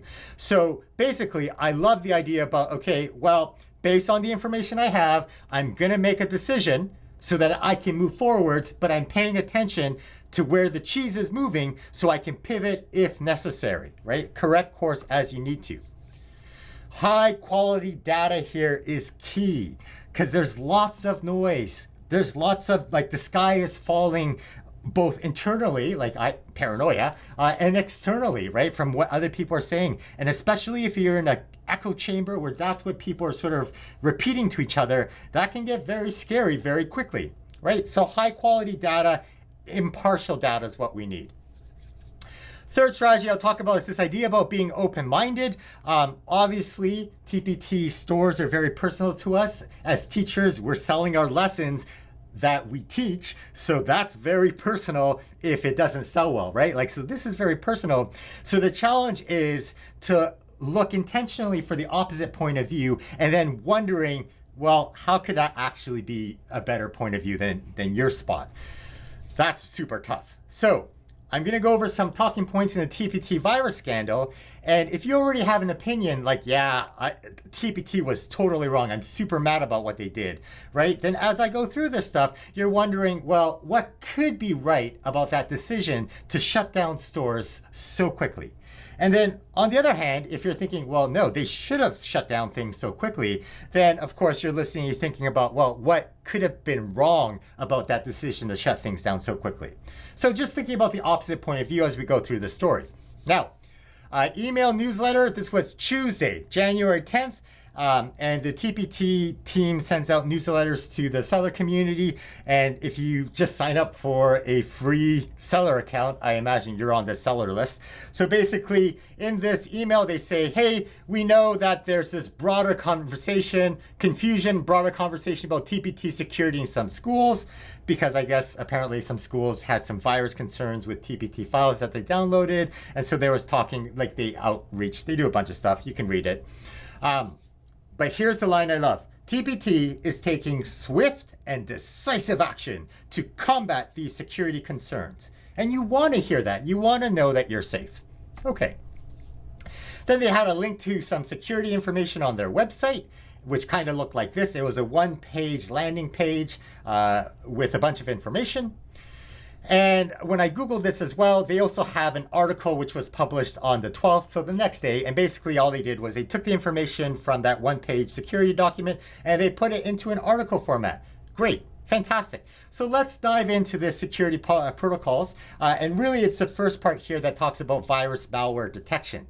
So it says, TPT scans files using industry best malware detection software at the point of file upload. And that's key. That tells me, like, it sounds like we're talking about TPT product types where, like, digital downloads as opposed to Google Drive products. So the files, if I'm worried about any files, they should be zip files, PDF, docs, PowerPoints, files that I digitally upload to TPT. They're scanning it when you upload it. Okay, good to know. Every file available on TPT has been scanned because it has to go through that scanning entry point. Okay. And then it says, if any file is flagged by our scanner at the upload stage, the file is quarantined and it's never made available to users. So that's good to know. So they're actively looking for malware and viruses. And now the question we have to have as a critical thinking piece is, well, how could a file on TPT have malware or viruses on it? Okay. Maybe, and this is all hypothetical, right? Like, I'm not Team TPT, I'm just guessing. Let's just brainstorm some ideas, as crazy as they are. Maybe a bad actor was able to upload malware and somehow get it past the scanner. And that's conceivable, right? Like, so viruses or malware is constantly being invented. It's like game of cat and mouse. So if there's something brand new, maybe the virus database file that they're using didn't have that pattern, and so it didn't recognize it as a virus or a malware, and so it got past the scanner. Maybe a bad actor was somehow able to contaminate the file on TPT servers. So maybe a TPT store, an innocent store, uploaded a file. It's completely normal. And somehow this bad actor was able to access the TPT servers and contaminate and like switch out the file and insert a virus. Okay, maybe. Maybe a bad actor was able to somehow contaminate the file when it left TPT server. So maybe the teacher downloading it at school, somehow it was like a corrupted file. Maybe it was a phishing site. They went to the wrong site. Maybe it wasn't teachers pay teachers. Maybe it was teachers paid teachers, right? So maybe it was a phishing site and they downloaded something. I don't know. We're just brainstorming possibilities here. Maybe there's nothing wrong with the files, and actually the scanner just thought that was malware, right? So it was a false positive test. Maybe. This is all just hypothetical. We're just brainstorming possibilities here. Okay, TPT tells us we also periodically rescan files. Additionally, if we receive a report, so probably someone emails them and says, hey, there was a virus detected on this file, okay? So if we receive a report or otherwise discover any issues with a file, so maybe during their periodic file checking, or maybe they hire a third-party security firm to check things out. Okay, so if we receive a report or otherwise discover any issues with a file at any point in time, the file is disabled immediately. So they're cutting off any more potential damage that this file can cause. Okay, that's good. We want that. We suspend or terminate the account of the user who provided that file. There's no mention of timelines here, just to point out. But okay, so at this point they're thinking that the file, the bad file, they're assuming that the person who uploaded that file, the user who uploaded it, was a bad actor. Okay, maybe. and we will notify users who may have downloaded the file. Okay, there's no mention of timeline, but if you downloaded a potentially dangerous file, wouldn't you want to be told right away that there might be a problem with that file? Maybe, maybe not, I don't know. But here, this is an example. So the language earlier was that TPT is taking swift and decisive action to combat these security concerns. So we see that immediately, right? So the moment they know that there's a problem with a file, they disable that immediately. And then presumably this stuff happens pretty soon as well. Okay. There are, of course, multiple points of view in this story. This could be an awesome lesson for the classroom, but students wouldn't care about this at all. But it would be an awesome lesson. All right, so, but multiple points of view, right? This is us, TPT sellers, because this video is directed towards TPT sellers. But of course, there are teachers who buy from TPT who are going to be concerned about viruses. School boards are going to be worried about their digital infrastructure. There are teachers who don't buy from TPT who are going to hear about TPT, and that might affect their buying decisions.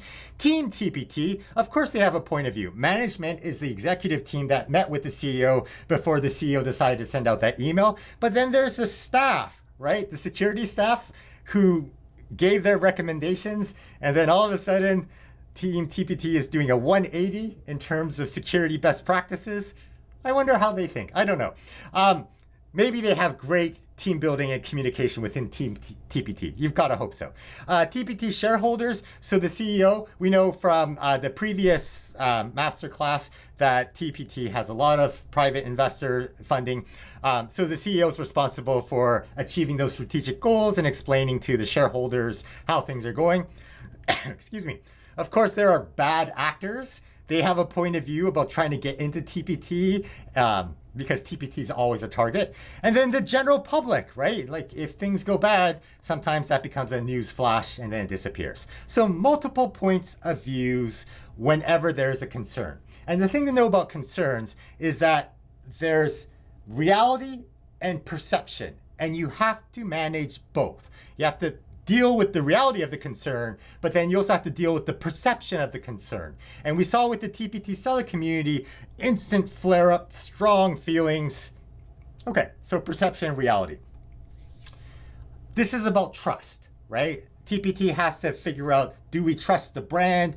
Do we trust the marketplace is safe? And do we trust TPT to be able to handle future problems, right? So problems will inevitably happen. Do we trust TPT to handle them in an appropriate way? And all of these stakeholders have to make that decision. But for right now, let's just talk about the TPT community within schools. So teachers, talking specifically about teachers. And let's just pretend that this screen here, this is the TPT community. And within the TPT community, you've got teacher sellers, right? They're part of the TPT community. And of course, you've got teacher buyers. And some people who sell in TPT are also teachers who buy, right? But there are also teacher non-buyers. Not everyone goes to TPT, and some teachers who sell in TPT buy, and some teachers who sell in TPT do not buy, and some teachers who sell in TPT are not actually teachers, they're educators in a different way. Okay, so we have this in the TPT community. We have the school district, right? Because they might influence whether or not they firewall and block teacherspayteachers.com as a domain. Of course, teachers can always bring in the file on a USB, but it's sort of that brand and trust as well. Alrighty, so if you don't have sellers, the community fails, right? TPT can't exist without generating revenue. If you don't have buyers, the community fails. Because if we create content but no one's consuming the content, then there's no point, right? We can't invest resources as a business to continue to create content. Which came first, the chicken or the egg? No idea. But I know that if the marketplace leaves, right? If the buyers leave, then the sellers will follow. So we need to maintain the integrity of this community because we need the marketplace to exist as TPT sellers. Okie dokie. So we have to be active citizens. I'm a big advocate about active citizenship. We have to advocate as teacher sellers, both for teacher sellers and teacher buyers, like for the larger TPT community. Because if the community is healthy, then we will have a marketplace to sell. All right, so here was the next email newsletter. This is Tuesday, January 17th. All right, and it was, the CEO sends out this email. We let you down. We're sorry. All right, Team TPT has heard from so many of you. I don't know how many so many of you is, but they heard from so many of us about the distress that they're feeling about our site security policy and the experiences several sellers had had with it. All right, so whose point of view are we hearing from and whose point of view is missing? I love the fact that people who felt strongly about what was going on with these sellers, I love that they were an active citizen, and even though it wasn't affecting their store, they reached out to Team TPT, whether it's through the forums, through their support email channel, to share their views. That was fantastic. And because of your active engagement with this company, you were able to get them to 180 on their decision. Wow, that's fantastic. But I wonder whose point of view is missing. Like, are we as sellers speaking up to make sure that we have a healthy marketplace? Maybe. So, TPT sellers, every now and then, TPT sends out an email, right? This is Friday, January 13th. So this was before the hit the fan. And this survey is now closed. The link is closed. You've got to respond pretty quickly. But they send out this survey and they say, we'd love to hear from you. This is super important. So to all the TPT sellers watching this video, when TPT sends you out a survey, please fill it out because it gives them a sense of how people are feeling about TPT, right? And in this most recent one, there was a question about like, are you considering selling on a different platform? And my answer was no. But I bet you within Facebook groups and within TPT forums, I bet you there's a lot of talk about whatever it is, right? Going these places. But the people in the TPT forum may or may not represent the views of everyone, right? So TPT, there's no way for them to find out what I'm thinking. Well, unless they subscribe to my channel. Hey, Team TPT. But to find out from everyone, they've got to send out surveys. So it's our responsibility as active citizens, not only to speak up as TPT sellers within like the forums, but yeah, when they send you this email, like we'd love to hear from you, please respond because this is huge. It's a quick survey, but it gives them balance and proportion and perspective about some of the things that they see. Okay. Coming back to us as TPT sellers. So if you are a TPT hamster, TPT hawk, bad reviews give us actionable intelligence. I know there's lots of TPT YouTube videos about like, yeah, they're tough, they're just part of the game. And that's true. But actually, we should be listening very carefully to what they chose to complain about or say, even though we might disagree 100% and we're thinking, it literally says it right here. How did you miss it? Well, the onus is on me as a store to make sure that point was clear because I thought this was clear, whatever the message was, but clearly it wasn't because the message didn't get there. And so the question for me is, even though it might not be my fault, I've got to figure out how to communicate better to get across more clearly what this product is. Do I need to update my product previews? Do I need to create a video, right? How do I make sure it's clear what's in this product? Or maybe they're telling us, yeah, this product, like a lot of teachers early on told me it's so confusing. There's so many files. And that's when I realized that Google Drive wasn't working for me because it just was confusing for teachers because you got thumbnails. And so now, based on that feedback, I now have one-click links in my documents because that makes it so much easier. And then the bad reviews disappeared for me and I realized, yeah, that solved that problem. So that's how you create products that are so good that they can't ignore you, right? You got to listen to the bad reviews. Not just listen though, you've got to respond publicly because other people see how you respond to this incident, this bad review, and then they think, okay, well, I like the way that they responded, therefore I feel safe buying this product, because if I have a problem with this product, they're probably going to respond in a safe, rational, productive manner, right? And so you can Google this. There's lots of ways to respond, and this is like when you're teaching students like how to like. It's not just enough to say sorry. I think it's like acknowledge how they're feeling, and then talk about what went wrong, like what went wrong, like identify the problem, and then talk about what you're going to do to fix it so it doesn't happen again, right? So doing that builds that trust in your brand, and that helps you grow, I think. But you also have to, keep this in perspective, because people who are upset, Google this, but people who are upset are more likely to leave bad reviews than people who love things, right? And so you've got to 80-20 optimize where you focus problem spots. So basically figure out, is this a vocal minority or vocal majority? If that makes sense. All right. So, but either way, whatever they say, you've got to address that immediately publicly, because that's your public brand, and you've got to fix whatever the issue is. But this part here about optimization is just about prioritizing, because there's never enough time to do everything. Let's look at things from the perspective of bad actors, because there are always bad actors, but we don't see them as TPT sellers because we're focusing on what we're doing. There's always a dark side, so let's just have a quick peek at this, right? Big companies are targets because they're larger. So if you can infect a big company, then your impact's larger just because they have a larger community.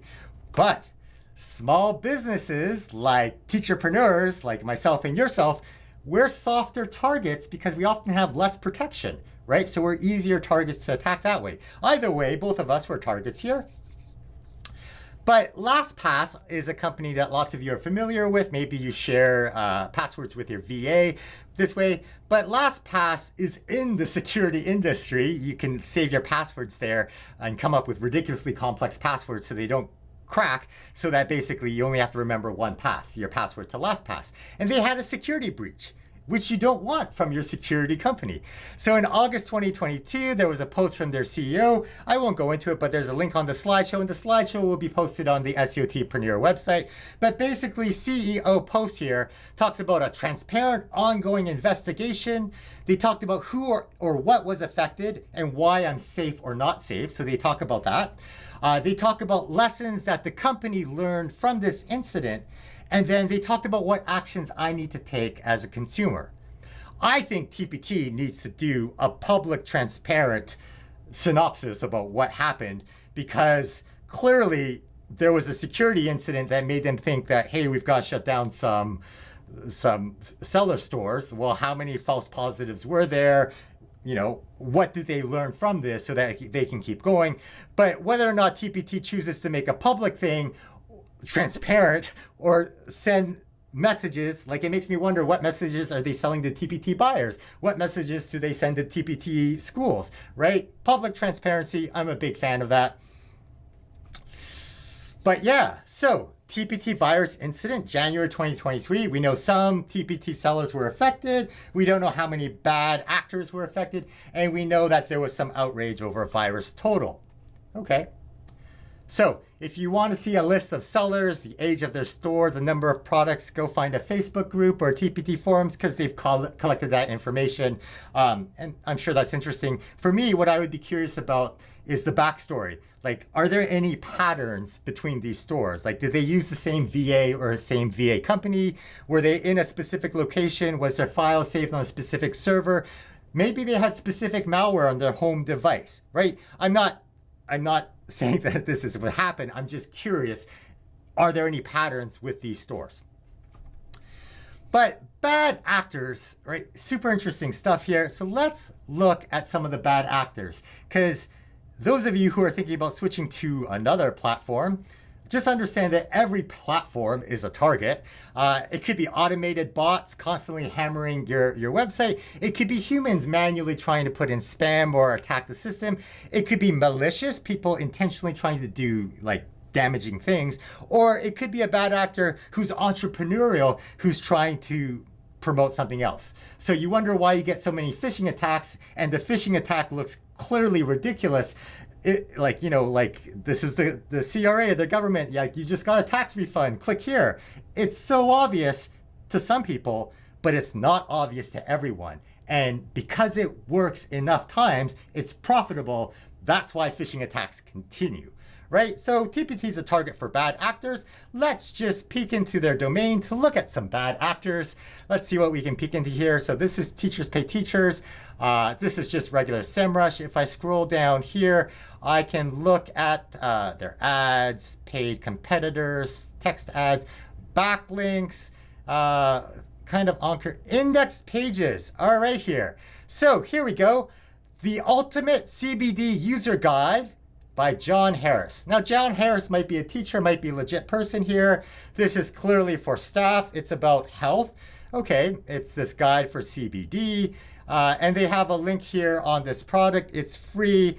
Okay, if I go here, it's clearly selling CBD, right? So this is clearly not like, it violates the store policy regardless of spam. But if I go back here, I can see here domains. This is how many backlinks they have, right? So a backlink is a link from another website. So this John Harris person or people, they created this site. And so now this counts as a backlink. Now Teachers Pay Teachers, they set it as no follow because links can either send back like sort of, it's a popularity contest, like whether it's follow or no follow. But Google has come out and said, even though it's no follow, it still kind of makes, it's a small vote of confidence. So that's something that this person has done. Can I report it? I bet you I can. Report this resource. How hard is it to report? I've never done it. Let's try it. My email address. Okay, so I'll put Mike at educircles.org. That's Mike Fuchigami. All right. Not appropriate for TPT. Well, it's for staff, right? But it's an advertisement. So yeah, so they're selling CBD oil, right? Okie dokie, submit. Done. I was just an active citizen. Will they reach out to me? No. They just do their magic. Oh, TTT, there's a typo there. But okay, so that's kind of cool. But the reality is, as TPT sellers, I don't have time to monitor and police TPT. Neither do you, because we're focused on our business. And TPT as a company has limited resources. So they don't have the human power to go through all of these things to manually report, right? It's just a game of cat and mouse. Let's look here. 2020 Brawl Stars video game, free gems generator, no human verification. Let's just visit this. Okay, so Caden Stewart's store has been closed. Sorry, Caden, someone's caught that, or the TPT system has caught that. Free worksheets, that sounds legit. Let's just see what that looks like. Oh yeah, that's a TPT page. All right, and then here's another index page, Fortnite account generator by Fortnite account generator shop. Let's see if this still exists. And no, the store has been shut down, right? And I think the product has been shut down. So constant game of cat and mouse.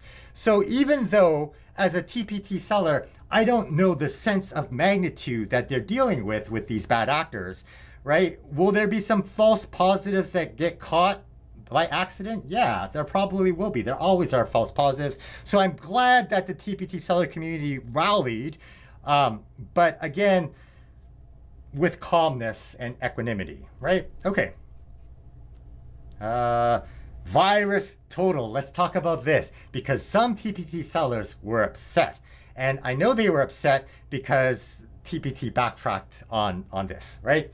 So this is the Virus Total website, and it says very clearly that if you submit data, you're agreeing to their privacy policy. And basically they say, very obviously, please do not submit any personal information. Virus Total is not responsible because, they're going to share it with everyone else. Okay.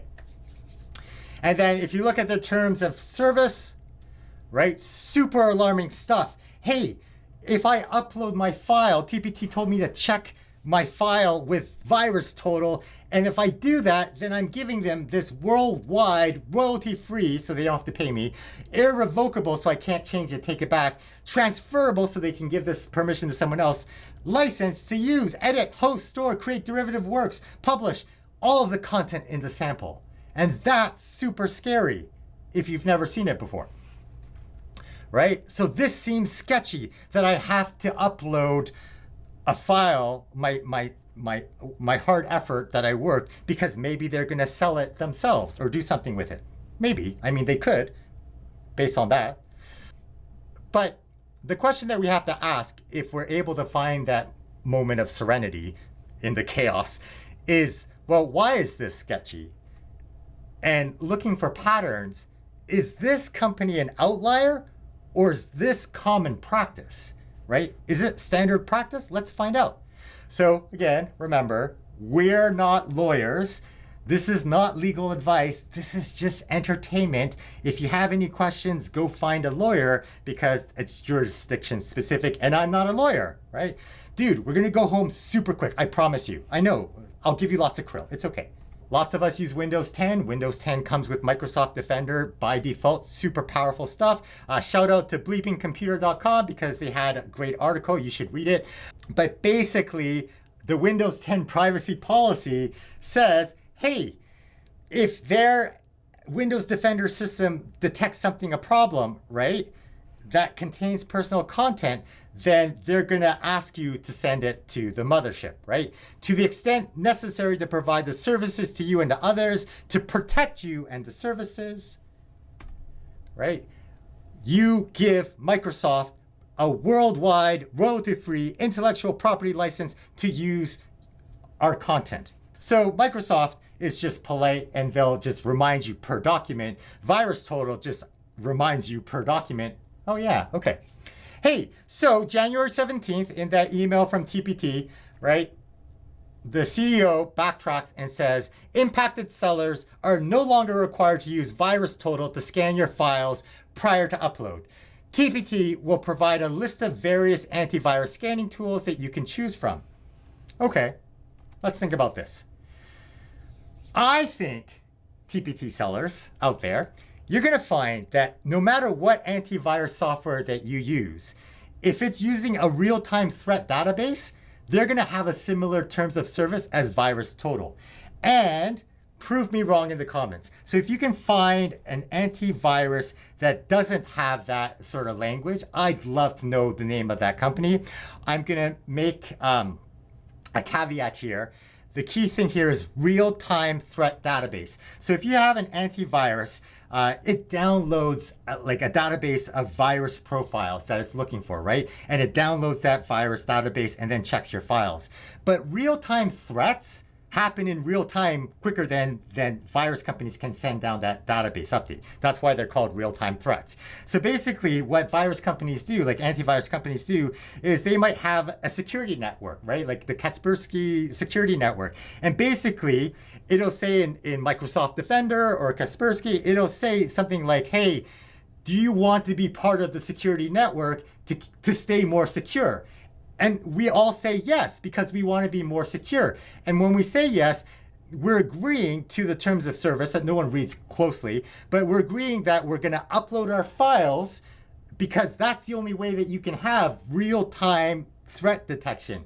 We upload the files, they look at them, they look for patterns. Whoa, there's something here.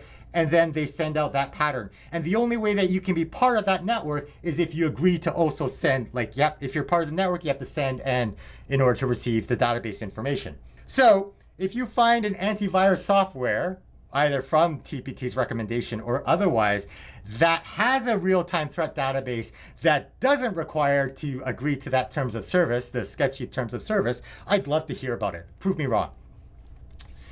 Okie dokie. Let's talk about TPT. So they have a terms of service that everyone has to agree to by being a member or visiting their site. And in their terms of service, it says you grant to us a non-exclusive, irrevocable, perpetual, except as in their terms, perpetual worldwide sub-licensable license to exercise any copyright stuff, to provide our services to you and other users. Providing a secure platform is part of their services. Sublicensable, I'm not a lawyer, but I wonder, does that mean that they can give other third parties permission to use this license? Like, can they give VirusTotal permission to use this license, which is to use the content as you see fit for your services? And I think the answer is yes. And VirusTotal has an API, so that means there's an automated way for you to upload your stuff to VirusTotal to figure out whether or not this is fishy or not. So now I wonder, even though TPT is not asking you, the TPT seller, to use VirusTotal, they may still be using VirusTotal because it's best practice. Who knows? I'm just talking here. So now my question is, you, the viewer at home, which antivirus software do you use from this list? I've used Kaspersky, I've used AVG, I've used Symantec, I've used Malwarebytes. I've used a lot of here. I've used Microsoft Defenders. Okay. The problem with using a single scanner is that it might not catch a real-time threat, right? So then you're thinking, okay, well, maybe I should have two antivirus software programs installed on my computer. But you can't do that because antivirus software look at other antivirus software as suspicious because they have high-level access to your computer, right? So you can't actually do that. You'd have to have separate computers and install separate antivirus software and then take your file and then check on different computers. And that sounds like a lot of work, quite frankly. What if there was a way that we could check multiple scanners at once? Well, yeah, that's what VirusTotal does. That's the problem that they decided to solve, right? They basically, you upload your file to VirusTotal and they send them to these companies. I got this from Wikipedia. Not to say that it's bad, but I just didn't double check. I was running out of time, right? But basically they send them out to a bunch of different virus checking places so that you can decide, like, look for patterns, right? So, more pragmatically, how should I respond to the TPT virus scandal or the next problem that pops up with TPT? Okay, struggle to find calmness, right? So back to this book, Ed Mylett, great chapter 17. It introduced me to this idea about equanimity. I don't know much about it, but I like what Ed Mylett's saying about it. But struggle to find calmness. We can't control outcomes. When faced with a difficult situation, the highest achievers can find equanimity when others can't. And he gives some great anecdotes about high performance athletes being able to perform under pressure, right? Okay. Finding serenity as you battle the challenges in your life is key, and we can be mindful of how we think and react to these challenges. No matter what is happening in your life right now, it won't last forever. And in fact, I think we're seeing that in the TPT seller community. Yeah, I guess some people are still angry about viruses, but well, life goes on. Okay, but equanimity. Okie dokie. Should I switch to another platform, Mike? Nothing wrong with tinkering. Watch this video. I talk about reasons why, some things that maybe you want to consider before switching over. Should I switch to a TPT alternative? Fantastic question. Here's some names in alphabetical order. I don't really have an opinion. I don't know about any of these places, but let's very quickly look at some SEMrush data. We could look at different parts of the world, and it's super interesting because you can see where people go, where people come from, and where people go. And this is clickstream data based on real people, and the internet companies are selling this data. All right, so hello, where's my mouse? I'm going to compare traffic for the different marketplaces. If you have a specific question that I don't answer here, ask in the questions, and I'll try to address it in the live stream or ask in the live stream itself. As I go through places here, I may or may not actually have the correct site, right? So Amazon Ignite, they shut down their publishing. You would think that Amazon, as a big player, would do pretty good toe-to-toe with TPT. So why did they shut down? That's a great question, isn't it? We should be asking that question. So let's go to traffic analytics. Teachers pay teachers is the root. The competitor is Amazon. Can I do that? Let's compare. Okay. So In terms of traffic, right? Ignite.amazon.com, 16,000 visits in October, whereas TPT was 22 million. Okay, so remember, it's not just a sales platform, right? So I use TPT as my sales mechanism. I'm outsourcing that, but TPT has a huge number of visitors, millions of people who go to TPT. Like, go to where your customers are. They're on TPT by the millions. Okie dokie. So let's get rid of Amazon Ignite and let's go to Classful. I've heard that name tops around, classful.com. Here we go. Let's compare Classful. Hit enter. All right. So again, Classful, it's increasing with visits, right? That's gone up by 5% or 7%. TPT is going down by 28%. Okay. But again, sheer millions. In December, Classful had maybe 80,000 visitors. Teachers Pay Teachers had 13 million. But if you get into Classful, like if you're still starting out in the game and you want to tinker here and you discover that your products sell in Classful, yeah, then maybe you need to pivot and focus on Classful, right? That's your business. Go for it. By the same token, for those of us who stay on TPT, there's one less competitor in our market space. Okie dokie. Let's go back here. Classroom Corner. Okay, so here's the domain. It looks like Australian based on the domain name. Close these other ones here, and I'll just type here, Classroom Corner. I'm gonna hit compare. Oh, I think this marketplace is worldwide. Oh, I can't find traffic, but it could just be that they're so new that it's just not picking up traffic. But I would also imagine that SEMrush has an American bias. They have databases in Australia, but I don't know how large the database is. Okie dokie. Creative Market. I heard that name popped up by another YouTuber. Okay, so let's copy that domain. Let's go to SEMrush. Let's go to their traffic data. Let's search for their Creative Market.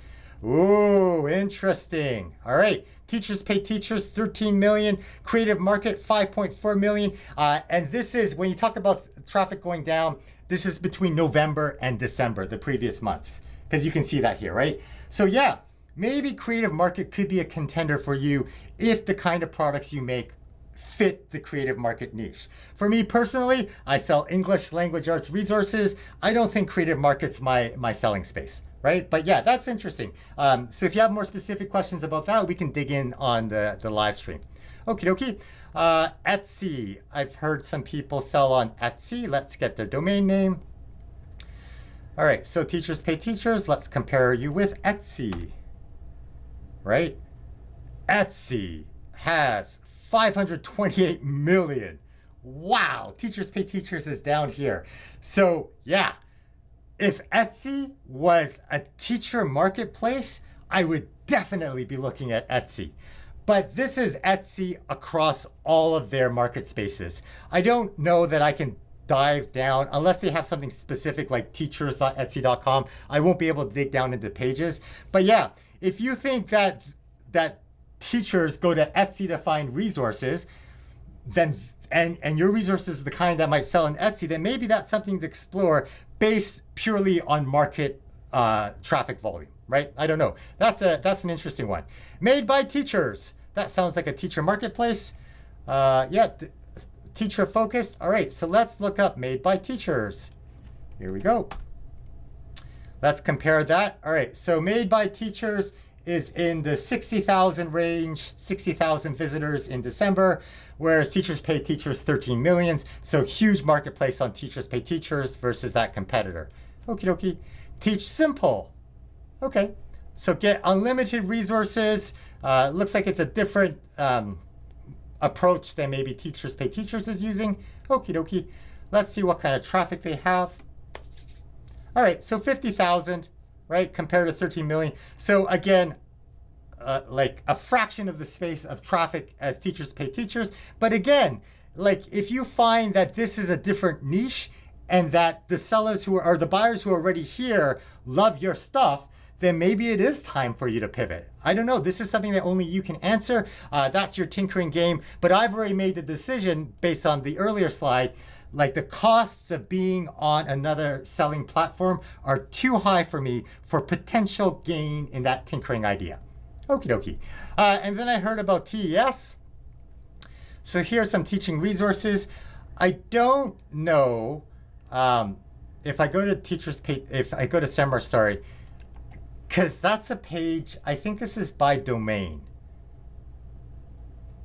Yeah, so I think because this is too specific by domain, I think if I was to look at just by the domain itself, tes.com, I can now see traffic, but this is for all of tes.com. I'm not familiar with it, so I don't know what percentage is teaching traffic, and this is worldwide traffic. I think that might be more UK based or more European based, but interesting stuff.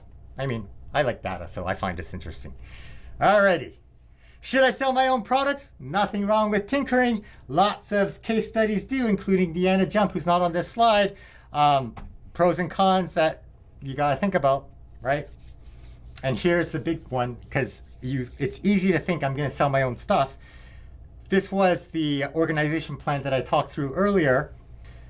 TPT does a lot of stuff for me personally, so that I don't have to do it, because I've outsourced the sales platform part of that business, of my business, right? So I can focus on content creation. So TPT for me, they are my product delivery mechanism. Like there's stuff that I do, like file table of contents link to make it easier for teachers to use my products, but I don't have to worry about scanning the files to make sure that, that they're fine. I don't have to worry about sending them out. I don't have to worry about getting the product to you once you buy. I don't even have to think about that. I don't have to think about maintaining website hosting or figuring out which plan or website security or infrastructure or making sure I back up stuff. So those of you who are thinking about starting your own teacher platform, have fun. And I don't have to worry about if I choose to go with Amazon Ignite, for example, I don't have to worry about them shutting down because TPT is such a large incumbent player, right? They're going to be around, but obviously I create my products in a way that I can pivot if necessary. TPT takes care of my product support, like low-level product support. Like, how do I download this file? How do I sign into my account? Can you reset my password? All of that stuff I don't have to deal with because I've outsourced it to my sales platform. Sales tax, if you sell, especially if you're a big seller, especially in the States, different states have different rules about sales tax. I'm not an accountant, but I hear there's this thing called Nexus, and you have to figure out if you have Nexus to determine whether or not you have to file with that state to get permission to collect sales tax so that you can remit sales tax. Like, I don't want to think about any of that. And then a bunch of legal stuff. So the moment you have a store, you need terms of service. What happens if something goes bad when someone teaches your lesson that they downloaded from your store? Are you liable for that? I don't know, but do you have to think about that? If you have people buying stuff, they're giving you information. What do you have to know about privacy laws? Are you selling to European customers? What do you have to know about like GDPR? What happens if you're creating your own content platform? Like, hey, we're going to create a TPT competitor. Have fun. What do you need to know about like copyright infringement laws? Like all sorts of fun stuff that I don't have to worry about because I've decided to outsource my selling platform to TPT. Mike, I need to do something. I get that because, we want to do something. I get that. Future-proof your business so that you can pivot in the future if something goes wrong, and pay attention to change, right? Is the cheese moving? Go watch the first masterclass because I'll talk more about the cheese there. So basically, the key thing here is start building on your own land. If you're TPT hamster or TPT hawk. If you're TPT tadpole, forget this stuff. Just build, try products, figure out what works, have fun. Right? But if you're a hamster and you're trying to become a TPT hawk, you need to start thinking about building on your own land, not Facebook's land, not other people's land. Build on your domain, your email list. I'm not saying to start your own store, but in the future, if you need to pivot, we have options, right? So future-proof your stuff. Key thing here is you need, I think, to make a paradigm shift in how you look at your TPT business. So most of us are in that hamster cranking out products at ground level because we can only see that. We've got to go higher up and realize there's more to this TPT business side than just cranking out the products. So that's key to paying attention to change, because that helps us to separate personal versus business, and it helps us to deal with the bumps in the road. Whenever TPT does stuff, there will always be bumps in the road. I think you need to stop Googling up TPT tips and tricks or TPT seller strategies. Like, still Google that, but view it from the perspective of, okay, it's not just effort, like I'm throwing everything against the wall and seeing what works. So I personally use an SEOT perspective, which means I think about strategies, I apply effort, I optimize what I do, and I tinker. And because I have this framework, and at the top there's a free slideshow, like student slideshow, which explains this. But if you spend all of your time tinkering on new product ideas, you're not generating income. You need to spend effort on where the money is. So that means looking at your data, figuring out what your top performers are, and making sure that you pay attention to that. Sure, look for those strategies and tips, but remember that this is part of a bigger picture. So the key here is high quality data and determining what's noise and what numbers you need to focus on, because if I do this, then those numbers improve, which improve units of sale. Units, which like leaves on your tree. Woo! Yes, buddy, it is 100% time to go home. We're wrapping things up, don't worry. So, live stream. If you have questions, right? Questions, comments, live stream this Saturday, 11 a.m. Eastern time. It'll be on YouTube. Make sure you subscribe to the channel so you can ask questions in the feed, and I can answer anything that you might have. You can always ask them below, but I'll definitely address them in the live stream. And now, you know, at the end of a professional development course, and then you have to fill out those survey cards. How was the speaker? Yeah. How was the course? What did you think? So leave feedback in the YouTube comments, right? What did you think about that? So I can grow and prepare myself for the next masterclass. Like and subscribe to the channel, because that helps the YouTube algorithm make this a bigger push. Share the video, please. If you saw value in this video, if it helped you think about your TPT business in a different way, please share it in the TPT forum and Facebook groups. If you're interested, if you're a TPT hamster trying to become a hawk, ask in the comments or ask at the Q&A about the WordPress theme that I'm making for teacherpreneurs and the SEOT hosting business. And then finally, if you want to support this work, ask me about the SEOTpreneur Pro membership, which will start at $10 per month. All right, Whale Buddy, we're done. We're out of here. Don't forget to like and subscribe, and we will see you next time. We're done. High five. All right, bye. Woo!